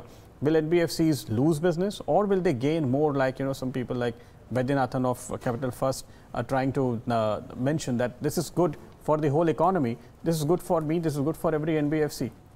No, I think Pradeep, I think PSU banks definitely would get a significant competitive edge with the bank recapitalization. But I think the key question remains is that whether corporate demand would actually come in for these incremental funds for these banks. So I am still hopeful that possibly only after a couple of quarters you could see core demand actually improving. Because if you see the credit growth for most of the PSU banks, they have been nowhere compared to the private sector banks and the NBFC players. So I think players like Capital First, typically which have been confident about a 30-35% growth in advances, I think these numbers would continue to be sustained. I think it's only after a couple of quarters that we could really see the impact of this initiative. Okay, quick thoughts. 909, the pre-open rates have settled. Kunal Saraugi has committed. Just one quick word, Kunal, on what would you do with the Nifty today? It's likely to start off marginally higher. Well, I think it's a bit too late in the day to actually go out and buy Nifty at the current levels. But if you already have Nifty longs, I think one should stay put. 10,300 now is the revised stop loss on the Nifty. I expect for the Nifty to actually make a dash to 10,400 possibly today and maybe on Monday. So I think one should stay invested. But 10,300, mind you, is very, very important from a technical perspective as a stop loss. Kunal, quickly, United Spirits, do you think there is still an opportunity to trade on the long side? Absolutely. I think, Pradeep, it's got a very, very good chart structure, although there is a bit of a resistance coming up at 2,700. But if you look at a slightly longer term view on McDowell's, I think the stock should get past 2,700 and head towards 3,000 levels. So if you can hold it long enough for a couple of quarters, I think the stock will eventually get to 3,000. Okay. 4 minutes to market open, just minutes away. Let's tell you all that you need to know to stay ahead in trade today. Crompton Greaves Consumer, United Spirits, Emphasis, India Bulls Ventures, GIC Housing and Supreme Petrochem reported strong earnings in the second quarter. Some of these might react. On the other hand, we had Yes Bank, Biocon, Cummins India, Equitas, South Indian Paper Mills, Imami Paper Mills, also Coromandel Engineering, Nelco and Sharda Crop that reported weak numbers. Watch out for heavyweights and the Nifty coming out with numbers today. ICICI Bank, IOC, ITC, Maruti Suzuki and Canara Bank will report Q2 earnings today. Foreign brokerages turn bullish on India. CLSA ups weightage on India by 2 percentage points, while Goldman raises Nifty target to 11,600 for December 2018. HSBC Global buys into Star Cement. BNP Paribas sells Apollo Tyres, while Charandeep Singh owned Girik Wealth buys into Saregama. Chambal Fertilizers to meet ICICI Pru Mutual Fund, Fidelity, DSP BlackRock and Ashmore today. So interesting stock to watch out for. Yeah, I think they're also meeting Old Bridge Capital. So that's an interesting one. Chambal Fertilizers. Old Bridge is very well known for buying into fertilizers way early in the cycle. It'll be interesting to see what happens there. Very quickly, Avinash Gorakhshekar, before we thank you. Yes Bank is likely to start off 7% lower. What would you do? No, I think, Neeraj, as I mentioned, I think, probably levels of around 275, 280 would be a bottom. And I would definitely suggest that, unless we see some clarity on the divergence of the bad assets, I think the stock is unlikely to move up, at least in the near term. So just wait and watch for some time. Probably, at a later point of time, when some clarity from the management comes in, I think that would be a better time to look at, because clearly this is going to be an overhang on the stock for the near term. This is a high beta counter actually, Neeraj. If you look at it, in previous cycle, this was the one that fell maximum and also recovered maximum, became a multi-bagger from lows. So it's really high beta, very difficult to trade. In a big way. But just wondering, maybe just before we take in the top idea, Gaurav, 20-second answer. Yes Bank, 7% lower. Is there a trade still existing? Around 295, 300. If it sustains 300 or 295, then I think one can buy a call option. I would not give a contra futures, but there's a call option of 310 can be bought. Okay. In a manner of speaking, that's contra, but Gaurav, besides not initiating fresh shots at these levels. Okay, let's nail it down to that one top trading idea from both of you gentlemen. Gaurav, to you first. Your top trading call for the day. Shriram Transport Finance looks good. From lower levels, we've seen a bounce coming in. Some sort of short covering has been seen, quoting around 1125, stop loss of 1110, 1112, targets of 1150. Okay. And Kunal, your top call? Well, one stock which I think broke out very decisively yesterday is Adani Power. The stock has broken through 32 levels and it closed at 32.5. I think it can very easily get to 35. So this can be a very good trading pick. One should put a stop loss of around 32, 31.90 and look for target 4.5. Okay, so Adani Power buy, Shriram Transport buy, both of these stocks, bit of comeback boys. Let's see how do they do today. But 30 seconds left for the market to start. We all know the usual suspects. Yes Bank will start off on a tepid note. Biocon will start off on a tepid note. The question mark is whether stocks like United Spirits and some of the consumption names can actually continue to rise. So that's really the key thing to watch out for in trade today, to my mind. The other thing, of course, is the divergence in the last 2 days that we've seen between private sector banks and NBFCs versus PSU banks. Let's see if there is some more evidence of that. Yesterday was a flat day for PSUs. Let's see if today is any different. But this is how the markets are starting off. Flat. The Nifty Bank is the key. That is down immediately on open, 172 points. And I believe Yes Bank would be a principal contributor. Let's bring up the Nifty heat map very quickly and show you what's moving, because the Nifty Bank is really falling apart in a hurry. I'm not sounding too drastic, but 0.75% on open is a strong cut. Yes Bank down 9.5%. It's also ICICI Bank is down about 2.5% as well. There is more green than red on the screen, but let's establish some of the individual names out here. Yes Bank should come up on your screen. 9.5%. This is a big cut. So never mind the fact that the management tries to stress that we have recovered some of these, so on and so forth. But just look at what Yes Bank has done. That's down 10%, guys. This is not a mean move. A very strong downtick. Sub 300 now. Let's wait and watch in the first 15 minutes as to what happens, whether there's some bit of bottom buying happening or no. But we've seen what happened to Axis Bank. A cut on the day, and then further days were accompanied by further cuts. Let's see if that happens with Yes Bank as well. But that is a strong cut that has happened. Equally strong uptick for United Spirits. It was more, yes, the revenue growth was strong, but the operational performance was really great for United Spirits. We've seen that happen with other consumption names, and that one is of about 7.5. Back to 2767. This is almost a 50% retracement, if I can use technical terms. Pradeep will probably throw more light on that. Some other stocks really that we should get and result reactions, as well as some strong movers from yesterday's trade, and try and see what they're doing in the session today. So emphasis, again, a mid-cap IT company that has come out with good numbers, and that one is up about 1.5%, so good going for emphasis. I don't think Biocon will be having a similar day. In fact, anything but good. 5.5% down, margins underperformed, a profit cracked. So all of these led to Biocon correcting. Indiabulls Ventures, I know most people are skeptical about whether they can continue this delivery or no, but it's a strong quarter. The market is taking cognizance of that, up about 3.5% in trade. There are some key movers from yesterday's session as well, and we should just see if they are reacting further. So Polaris, after a 20% uptick yesterday, up another 5%. Ceylan had a 16% up move yesterday, not following suit, some bit of profit booking. But Gujarat Fluorochem, Navin Fluorine, and some of the other specialty chemical companies went up big time yet in trade. Gujarat Fluorochem is up another couple of percentage points. Pradeep, what else? GVK Power, that's up close to 5% again, so upper circuit here. Radico Khaitan, it's not only United Spirits, the other spirit stocks are also moving up. So Radico Khaitan is up 3.5%, and this is actually, it has moved up on screen. After opening flat, this stock is moving up. I can see some real buying here with volume also inching up in today's trade. We also have Welspun Corporation that has gained. JSW Energy is moving up. Balrampur Chini has opened firm, and there is some bit of buying. Yeah, the buying continues here. AU Small Finance Bank is up around 3% ahead of numbers. Also, you have REC and PFC. These two stocks were actually trading strong over the last two sessions. There is some follow-up buying interest seen on both these counters in today's trade as well. Star Cement, I think, is another key mover of yesterday, which has opened firm up 5.5%. That's a big one. Okay, Avinash, choose a stock. Let's talk about Biocon. We haven't talked about that. 5% down. What would you do here? I think, Dheeraj, I think continued disappointment over the last 2 quarters, and I think unless we see some sort of revival on the top line and a margin front, I don't think the stock is going to outperform in a hurry. Probably another 1 or 2 quarters of some pain is still left in the stock, and I would believe that yes, probably some more downside on the stock is possible. Great. Avinash, now let's just bring up today's chart. Today is the big mover. 1 month it's okay, 2.5%, but today 6% down. That's the big mover in trade today. Avinash, thanks a lot for joining us today and giving us that perspective. Just wanted your opening thoughts.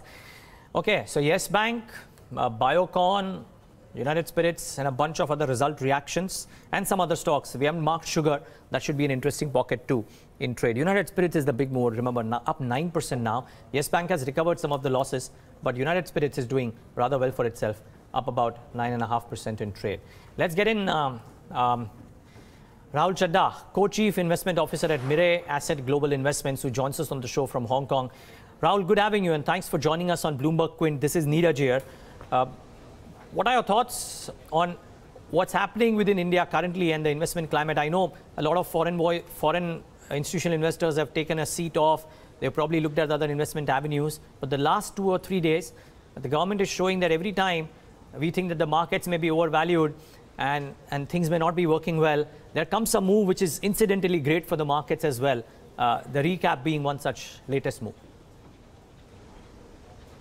No, clearly, I think there has been a policy overdrive from the government, and we saw government deliver on GST when nobody believed it, and just when the economy was kind of drifting, because obviously GST was bound to have its impact for a couple of quarters on the economy. We've had this big recap move. So clearly, investors have been positively surprised by the government. For all these people who are critical of the government, saying government does only incremental reforms, government's shown that it can bite the bullet and do the tough things which are beneficial from the country from a medium-term perspective. So clearly positive. Look, I think India's underperformance to China and Korea has happened because those markets started from a low valuations.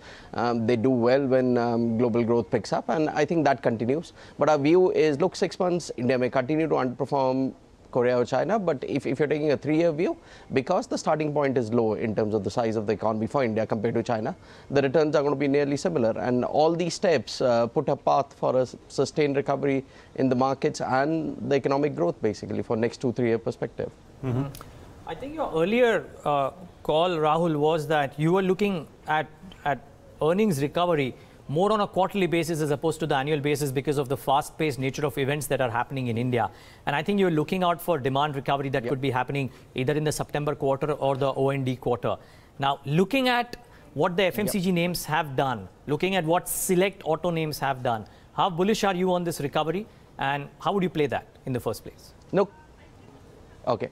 Clearly, it's a positive recovery. So you look at the consumer staple companies, you've seen talks of rural recovery happening, you've seen mix improvement happening across the board, you've seen margin uplift happening, and this has happened only when probably part of the wholesaler chain has restocked. So you've not seen 100% restocking. And over next couple of quarters, as your comps remain kind of a favorable because of a soft base, things should get better.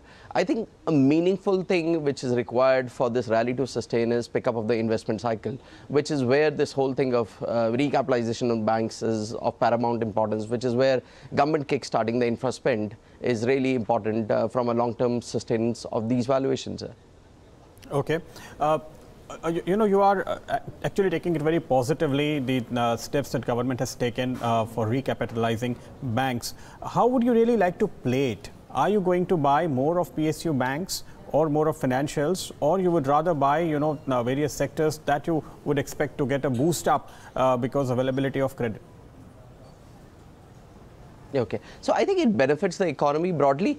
Would be reluctant to chase PSU banks except SBI beyond one-time book because all those structural issues of market share loss still remains. That market share loss is largely happening because the private banks not only were adequately capitalized but were much tech-savvy, were much customer-focused and had better nimble management. So I think once these banks go to one-time book, people will again start focusing on the fundamentals. So which is where I'm saying outside the more efficiently run public sector banks would be reluctant to chase anybody beyond one-time book. I think clearly it creates an opportunity in other corporate banks which were underperforming till now. I think the disappointment investors have had is that every 2 quarters there's a new sector which turns bad. So hopefully with public sector banks being recapitalized, central bank pushing all these banks to recognize the NPAs upfront, you'll see some of the sell-offs happening. So I think that's very important for re-rating of these corporate banks from here on, that you see some of the stressed assets in steel, power come up for sale, and hopefully they get sold at 50% of gain the value basically.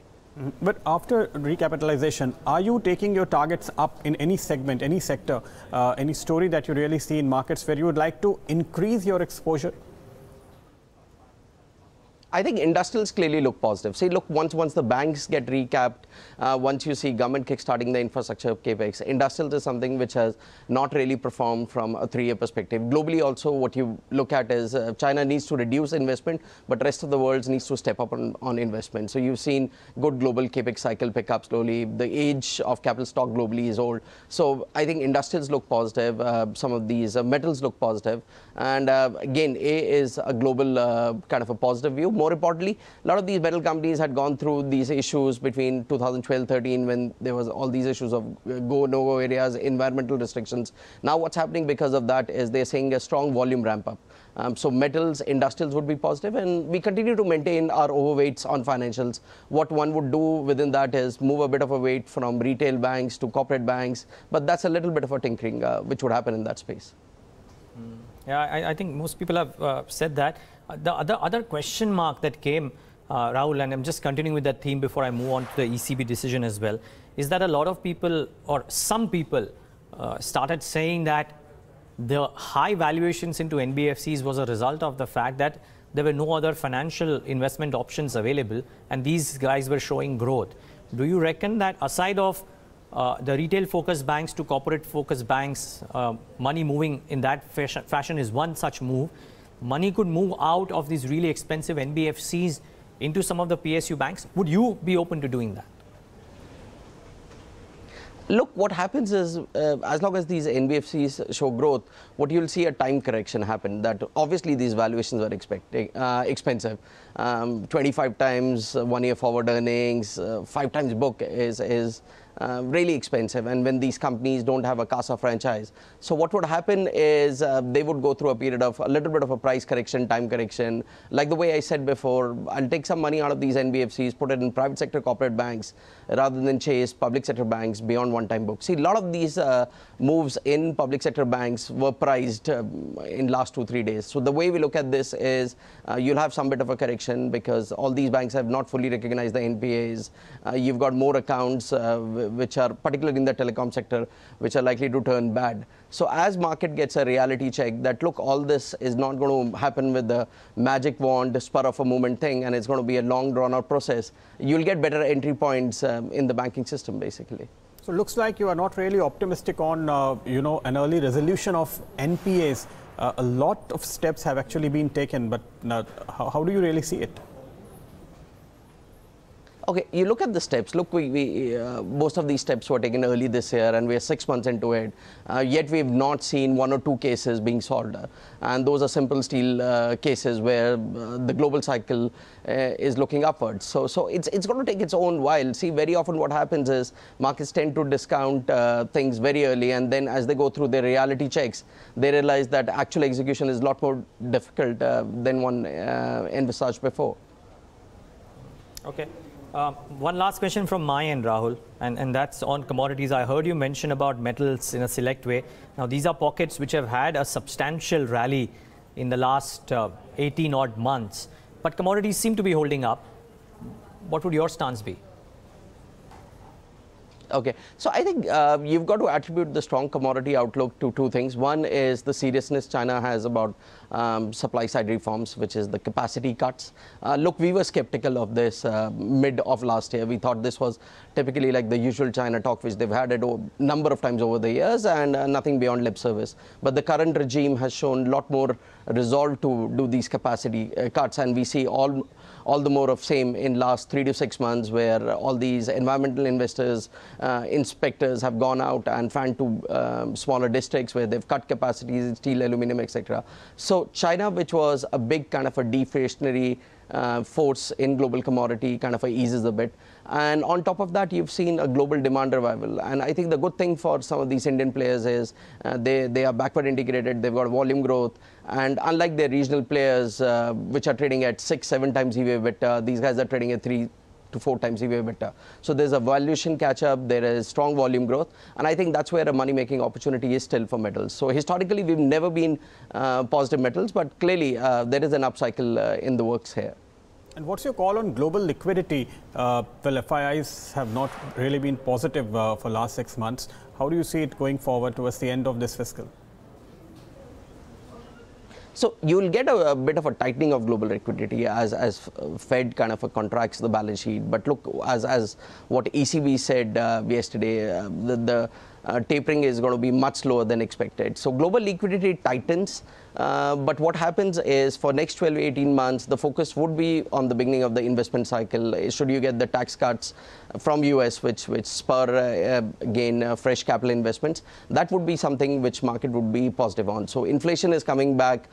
You look across businesses, outlooks is rosy. So I think what happens is you play through this virtuous cycle of capital investments, higher wage growth, and probably 2 years later, when central banks think that the economies are overheating, that's the time to be worried about equities. But I think things are going to be fairly comfortable for next 12-18 months. You'll get these pockets which one is going through now, where markets correct on these fears of central banks tightening.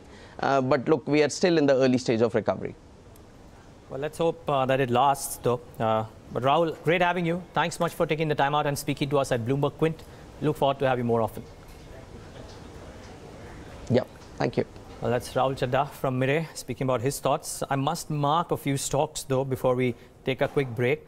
While Yes Bank is the obvious suspect, look at Bharti Infratel. That's cracking and cracking big. 5.5% down for that one. Airtel, too, is down about a couple of percentage points. So that's a couple of telcos which are correcting in the session today, but Bharti Infratel more so. But the star of the day today has to be United Spirits. 12.5% higher. 2903 and counting. I think the big surprise this quarter has been consumer names. Almost everybody anticipated that it will be an iffy quarter. You don't know what will quite happen. But what the management did was control costs in a big way. Some companies have had good revenue growth as well. That's really leading to a surge in some of these names, Pradeep. Every day we're surprised with one good name and one good quarter. Definitely. So far as liquor is concerned, you know, it's evergreen sector kind of. Well, the stock wasn't evergreen, right? Yeah, I know, but I'm just saying the stock wasn't evergreen, but evergreen rather. But the last... yeah, 50% up from the lows if you look at it. I mean, 6 months back, it was roughly below 2,000. 1,900 or 1,850 is the low we have seen. From there is 50% gains. Yeah, big moves.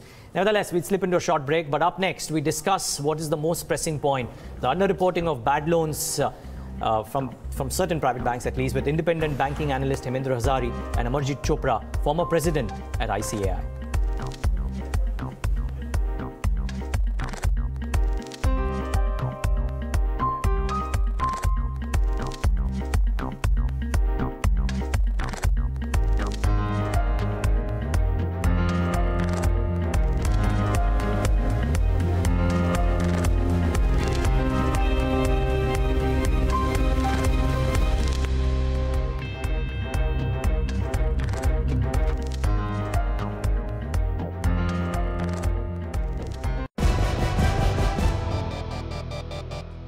Are we live?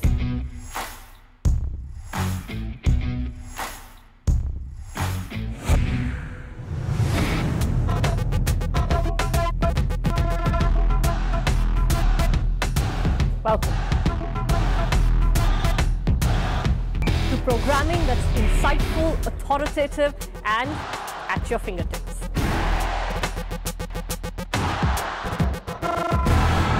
Bringing news alive. So immersive, so new, and so addictive. You will want it no other way.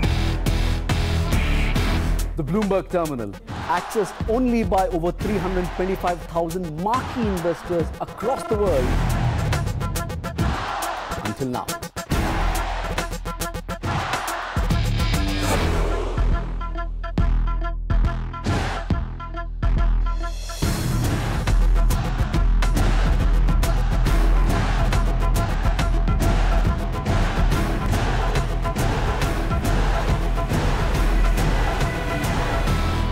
Just business news, we're news for business people.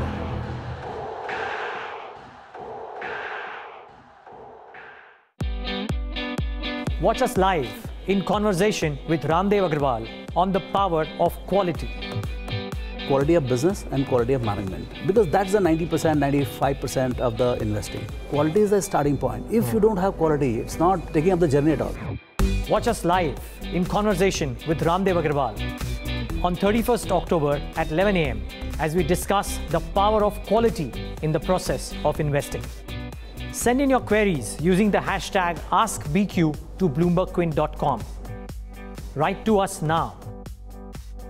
Use the word Ramdev in all your queries.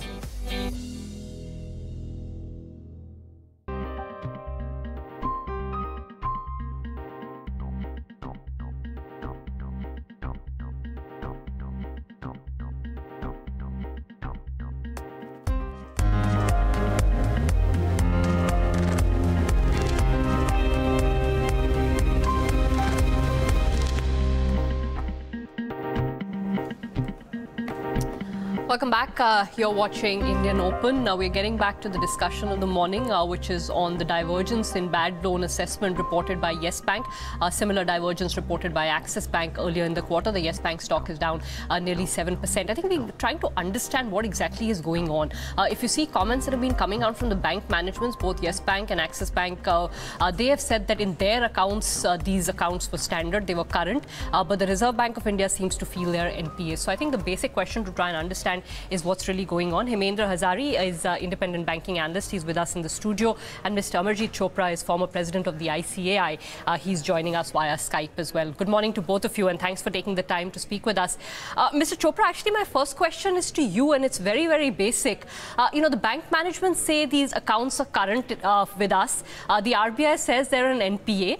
Is there really that much discretion in, sort of acknowledging whether an account is performing or non-performing? We thought this was a fairly standardized definition. See, ever since Harshad Mehta scam broke out and prudential norms came into picture, there has been evolution of these prudential guidelines, and to my mind, now these are fairly well settled, if you really ask me. But yes, what has been happening in the bargain is because it's the prudential norms do not require that if a particular account is bad in one bank, it should be classified as bad in the other bank also. It is depending upon the performance in a particular bank. Now, what shelter all these companies all over these years have been taking is that if they are performing badly in one bank and if these have been classified as NP in one bank, they don't go there because they know that the moment they deposit any amount there, this particular amount will be adjusted. Now, they keep on obliging another bank and they keep on reaping the benefits from that particular bank. So that is where lies the problem. I think RBI is well aware of this particular thing ever since Mr. Rajan tried this particular process, because he really went after this and he saw to it that the companies which were really not performing well with, say, 5 banks, 6 banks, 7 banks, how these could perform well with one of the bankers. And he said nothing to it. Let's be very clear that a company, if at all, is not good, it is not good so far as the performance part is concerned. And I think there lies the catch. RBI should do well to say that if a particular account is NPA in one particular bank, then it should be looked at with the same yardstick in the other banks also. Unfortunately, that didn't happen, and people kept on really taking the benefit of this. But it was only Mr. Rajan who saw to it that this particular benefit goes away.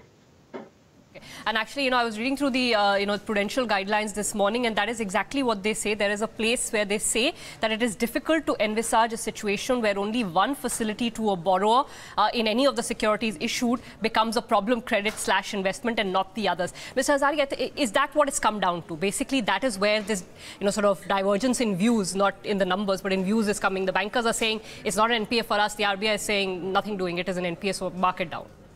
No, most definitely. Now, mind you, if this was such a widespread situation, then you'd had a lot of banks reporting huge divergences.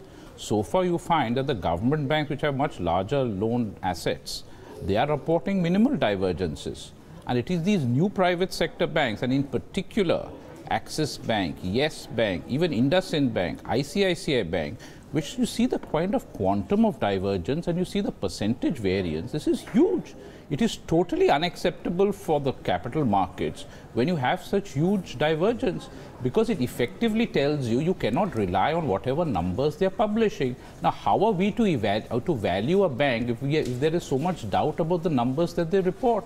Because we know 1 year down the road, again, the whole picture may change suddenly. And that is the whole issue today, is the credibility of the accounts.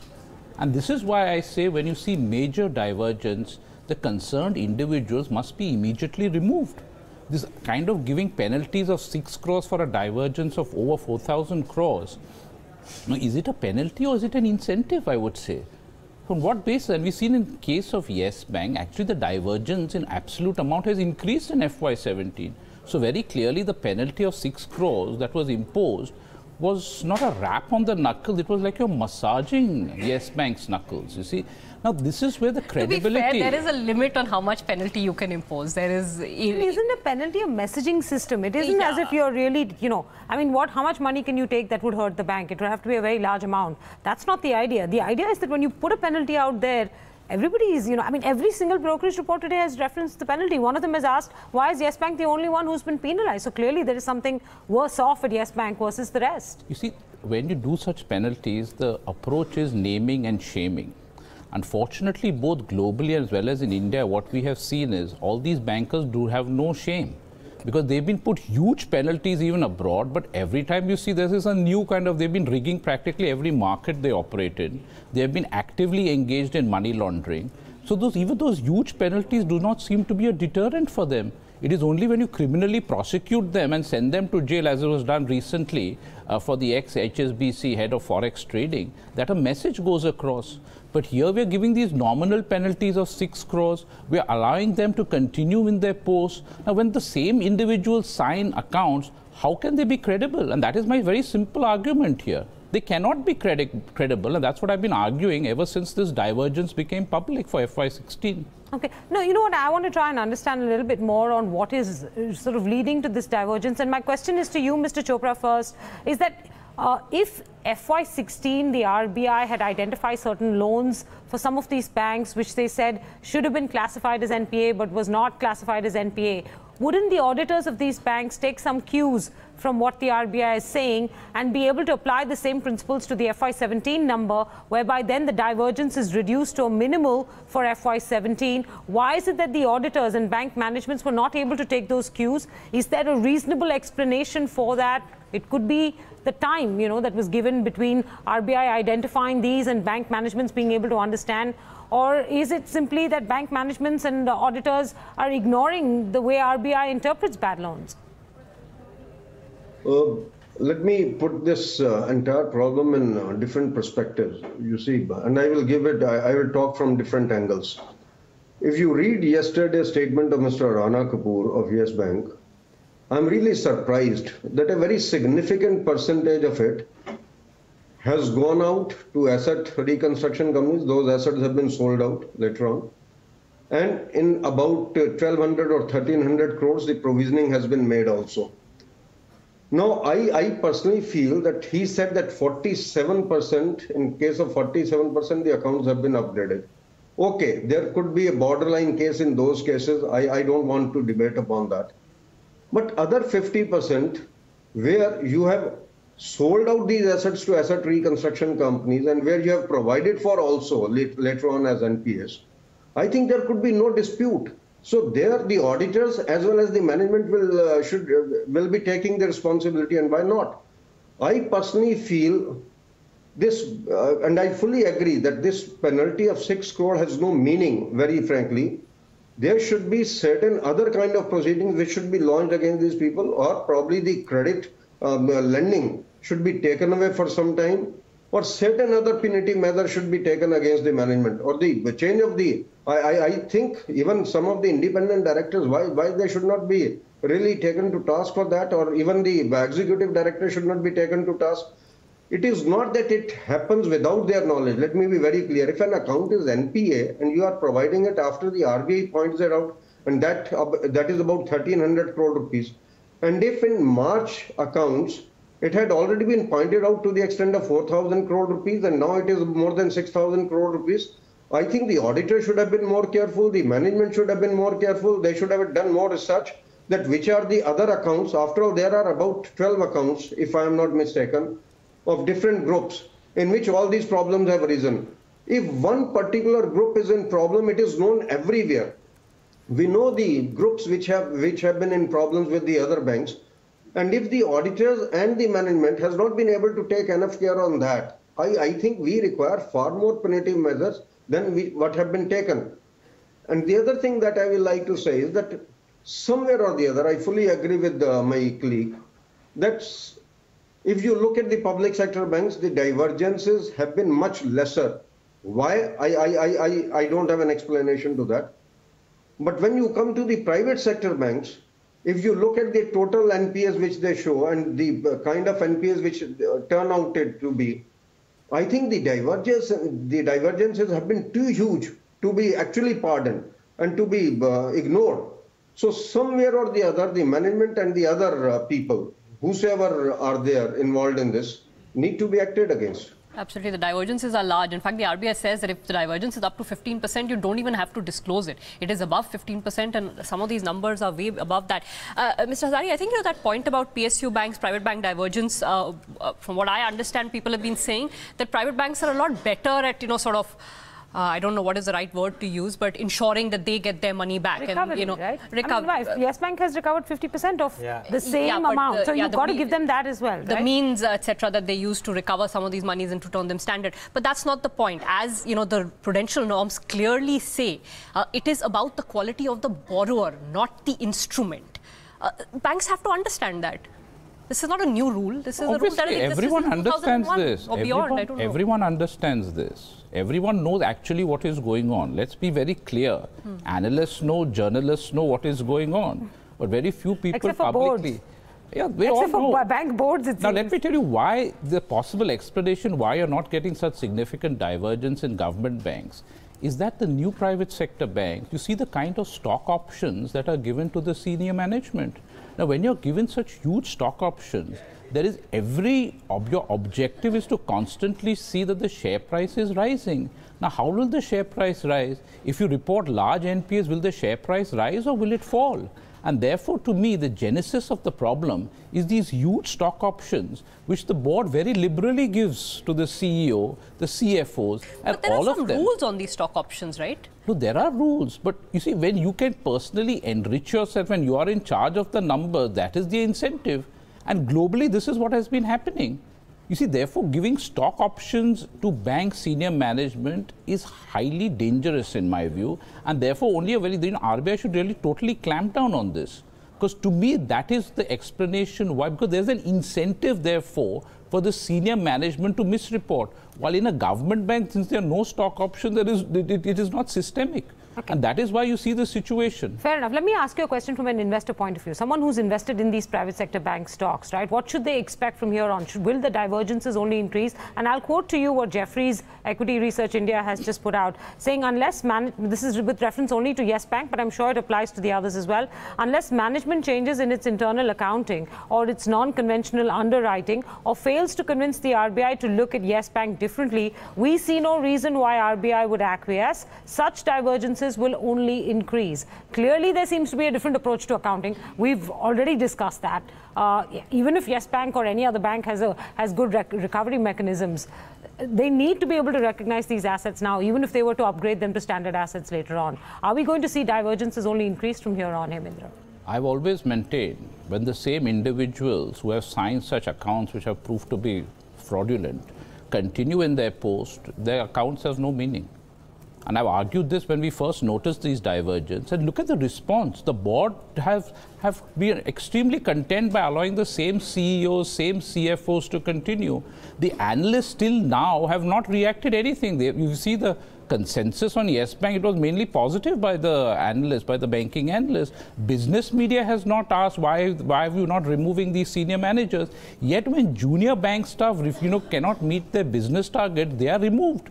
So you have a total differential way of treating people who are at the top and at the bottom. So as long as these people continue, I have, the accounts that they produce and they sign have no credibility, according to me. Mr. Chopra, just a quick question. Can the auditors detect this? Is this detectable at the point where, these balance sheets come to the auditors at all? And if so, can the ICAI perhaps, tell its auditors that you need to take a tougher stance as the first gatekeeper on this? I can only say that, as I said, that in certain cases it could be a borderline case, but wherever the management itself later on agrees, and even in some of the cases they sell it out to the asset reconstruction companies, those are the cases where there can be absolutely no dispute, and the auditors should have been able to detect it. In most of the cases, let me put it this way, it is possible to gauge what is the extent of the problem.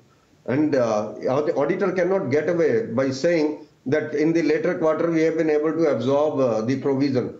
I'm very surprised by the statement of Axis Bank management, where they say that we have been able, the provisioning is not too large and we have been able to absorb it. What kind of absorption we are talking of? We are talking of credible accounts every quarter. I think the credible financial results every quarter. So you cannot get away by saying that we have been able to absorb this provision in the next quarter, which means that at least in the earlier quarter or at the year end, you have not been able to give the results which should have been there. So I fully agree with what has been said earlier. The managements have been able to get away with, and particularly the senior managements. I think there is a need that RBI really clamps down on this somewhere or the other. And so far as ICAI role is concerned, I personally feel that looking at the reports, there should be an information case, whatever has to be done with regard to this. After all, a divergence of 6,000 crore, even if out of that, they say that about 2,100 crore is only relevant, it should definitely be, the person should be held responsible. Why it was not detected at the initial stage? How could you report only about 700 or 900 crore of rupees as NPA, whereas the NPA level, even by going by your own standards, could have been about 3,000 crores? Yeah. No, Axis Bank has a different problem altogether, and most peculiar one because it's got bad loans turning bad from outside its watch list. Yeah. So, I mean, what is the composition of your watch list if you've not been able to identify the weak spots in your loan book and your watch list is saying one thing and your loans are turning bad outside your watch list? I mean, so not only can you not find the NPAs, you can't find the accounts which are likely to be turning NPAs. Yeah, I give you that. The economy has been tough to read. I understand that. Nobody's saying that this is an easy business to run in any fashion. But yeah, the lack of disclosures is very, very disturbing from an investor point of view. And I think today, every single research report I've read, especially by the foreign brokers or brokerage houses, has made that point that this is a trust deficit when it comes to banks. Last word to you, Hemendra. We're out of time. My question to these foreign brokers whose wisdom appears to have dawned rather late. Where were you when all these numbers were being reported? Where were you when the Yes Bank share price was... How do you know whether they were right numbers or wrong, right? We have no way of telling whether... As a business journalist, as a banking analyst, what is your job? Is your job to meekly accept everything what management tells you? It is our job, as we are watchdogs of the system. But what we've turned out to be are lapdogs, because we just gullibly accept whatever they say and then we just regurgitate it to our clients and to the audience.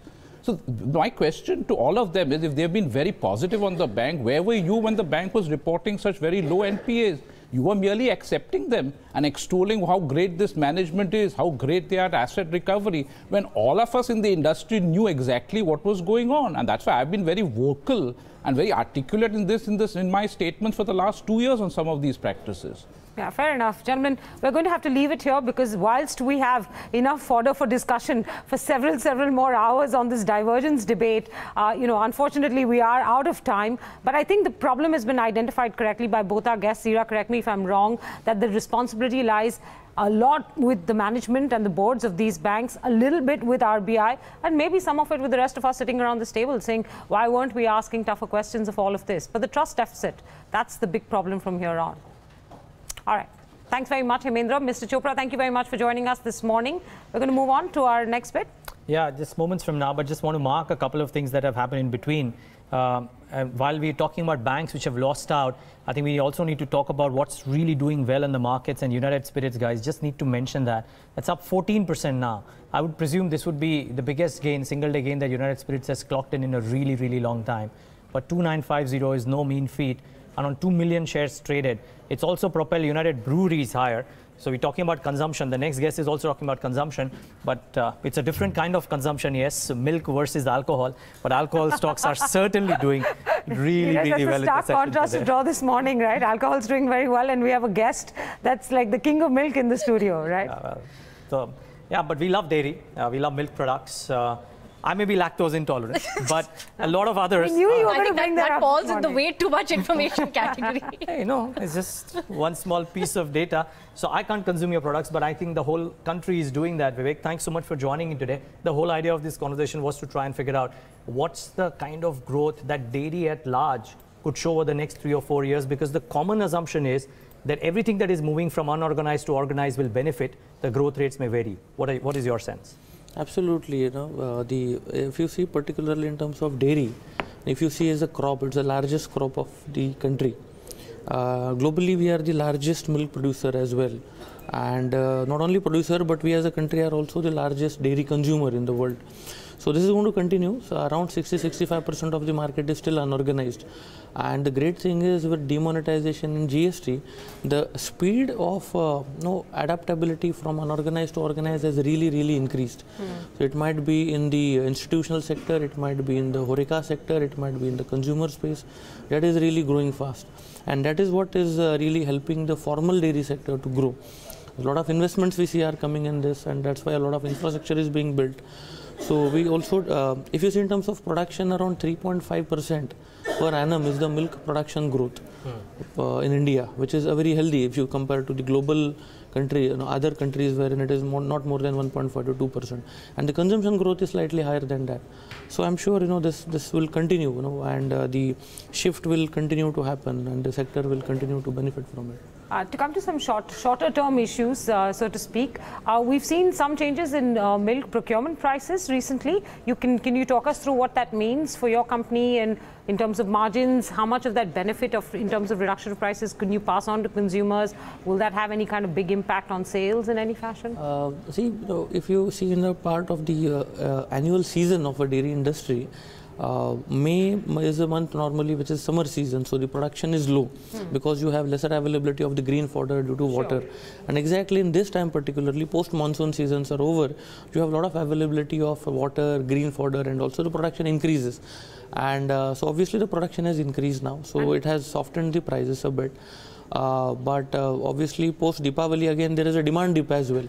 So both these factors put together tend to keep the prices soften, but we will again see them increase by You've not taken any price changes at this point in time? No, in terms of the on the consumer front, in terms of the realization front, no, we have not taken any price changes as such.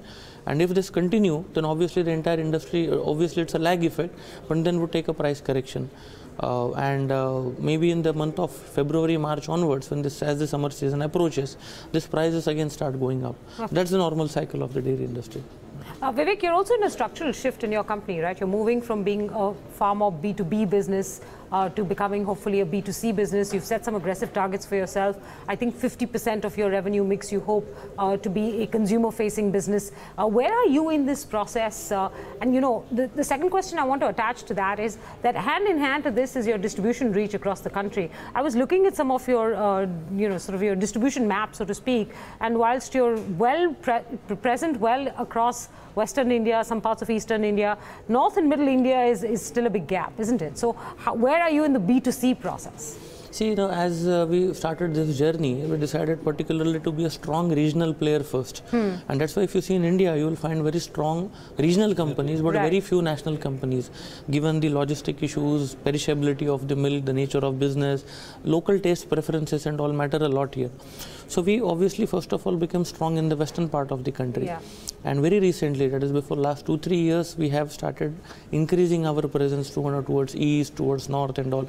And that's the journey in process. So still our presence is relatively thinner there as compared to Western India. We have not entered into South India.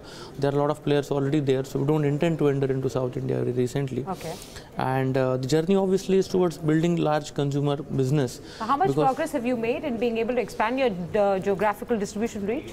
See, in terms of consumer business, which we have started before 4 or 5 years, earlier it was less than 10%. Now it is around 30% of the revenue. And you want to get to 50%, yes, I think, in the next 2 years, right? So in terms of reach, now we are already in 25 plus states. We cover around 1 lakh outlets in general trade throughout the country. We are already present in more than 250 to 300 modern trade outlets throughout the country. And we obviously in next... But much of this you've added in the last few months? Yes, and in the last, I would say 18 to 24 months is where we have added most of this.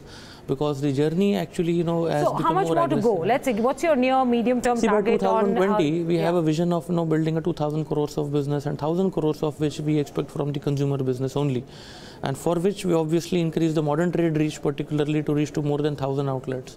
The general trade reach and right we now expect. You're at 250. Yeah, we're at 250. So you've got another 750 to go from here onwards. How much of that will you achieve? You need to achieve all of that in the next 12 to 16 months. Yes, so 12 to 16 months is the target. And by 2020, the general trade reach is expected to be around 2 lakh outlets. So we are actually expanding both the ways. How will that help your margins as you go more consumer focused? Because from what I can understand, you are at a reasonable capacity utilization level, somewhere between 60 to 70%. You don't need to invest in any further capacities from here on. So most of your investment will be towards distribution and marketing costs, I would imagine, right? Absolutely. See, what we have as you move towards this, how will margins improve? So we have invested a lot in building a strong pipeline of distribution. In last 3-4 years now, we have more than 1,200 distributors, a lakh outlets, and 8 to 10 depots throughout the country. So obviously now with this infrastructure built, more and more products we fill in. Obviously, the cost of product, cost of distribution, cost of marketing, cost of sales goes down. So by 2020, we definitely see a good increase in margin. The gross margins obviously give me some specifics, right? Because I think some of this we broadly knew over the last 6-8 months or so. But what kind of progress you've made in this entire plan is what we're trying to ascertain today. And also, what's the difference between the B2B, B2C margins? See, if you see in terms of gross margins, while the B2B margins are in the range of 18-20%, the B2C margins are in the range of around 30% plus. Right.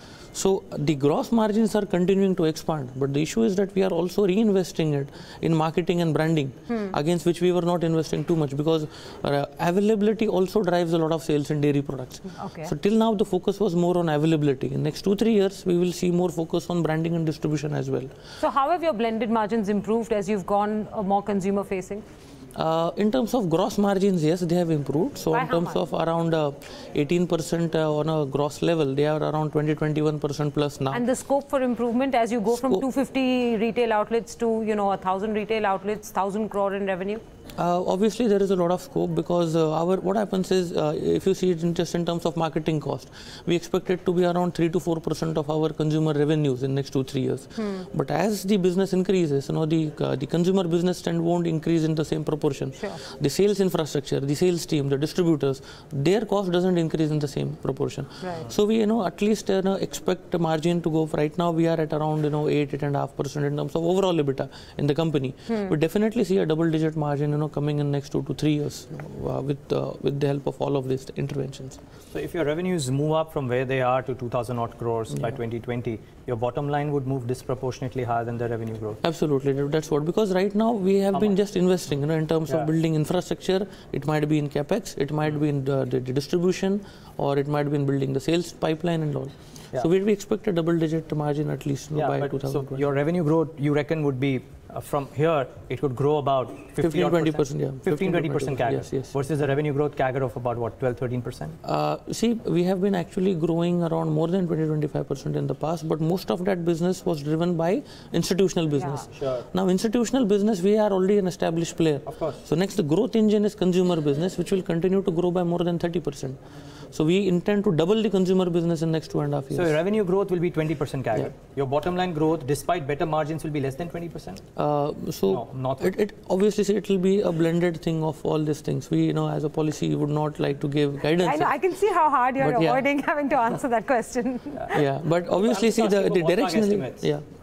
The directionally, it is definitely we are aiming at a double-digit. If you're at 8.5 today at the EBITDA level, then it would be realistic to say that if you were to achieve that goal of 1,000 crore sales, or at least 50% of sales from your B2C business, then you would be able to, exceed 10, 12, 13, 14%, right? Obviously, that's the target. In the next year at least? No, by 2020 is what we are looking, because we would continue to invest. While next 2 years, we will be getting more gross margin. The ad spends but the investments again would be higher as well in the promotions and ad spend. I have one last question. Value-added products, which become a big thing for all companies who are moving to B2C and otherwise, require heavy investment, I would presume. Yes. Would you've had a successful IPO, would you need to raise funds in the immediate vicinity in order to fund all of these plans that you're talking about? We are not really looking at raising funds again immediately, because we have enough capacity. We are at 60-70% capacity utilization only, and we have already invested. So obviously the target is to now reach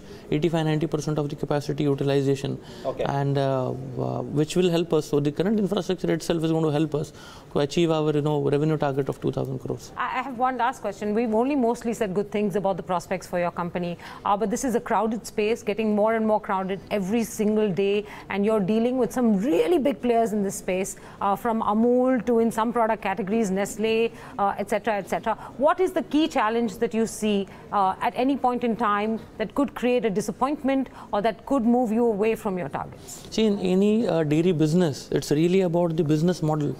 And dairy necessarily in India particularly has to have a very integrated business model, given the fact that our milk production is very, very fragmented. And if you have a full control over the milk procurement, then that is when you are able to have a control over your margins as well as the quality of your products. And you have full control. So we have significantly invested there. We are known to be one of the best in terms of in the country for milk procurement. We have invested a lot of time, effort, money in that. So what that is actually helping us. When you say you have significant control over milk procurement, what does that mean? See, what happens is in India, while we are the largest milk producer in the world, but our milk production is very fragmented, averaged 11 to 12 liters per farmer. Right now, for 1 million liters of milk what we handle, it's around 1 lakh liters of farmer from which we procure milk every day. And most of the private sector, that's why, rely on intermediaries, because it's hell of a task to really organize that supply chain and procure that milk. But we have invested continuously on that, and that ensures that we get milk directly from farmers without any intermediaries. That helps you in terms of having better visibility, transparency for farmers, lot of trust and loyalty with the company, and no adulteration of milk. That's what actually helps you in making good quality products, and that good quality products ultimately help you to get premium from the market. Okay, so making sure that that control stays and remains and continues to grow is the biggest challenge in this business, is it, at this point in time? All the best, Vivek. With that, thanks very much for joining us today and for all the details that you've shared with us. We're calling it a close on Indian Open. Yes, on a good note, the market's mildly in the green, the Nifty Bank recovering a bit. The FNO show takes forward the action on the other side. Thanks so much for tuning in to Indian Open.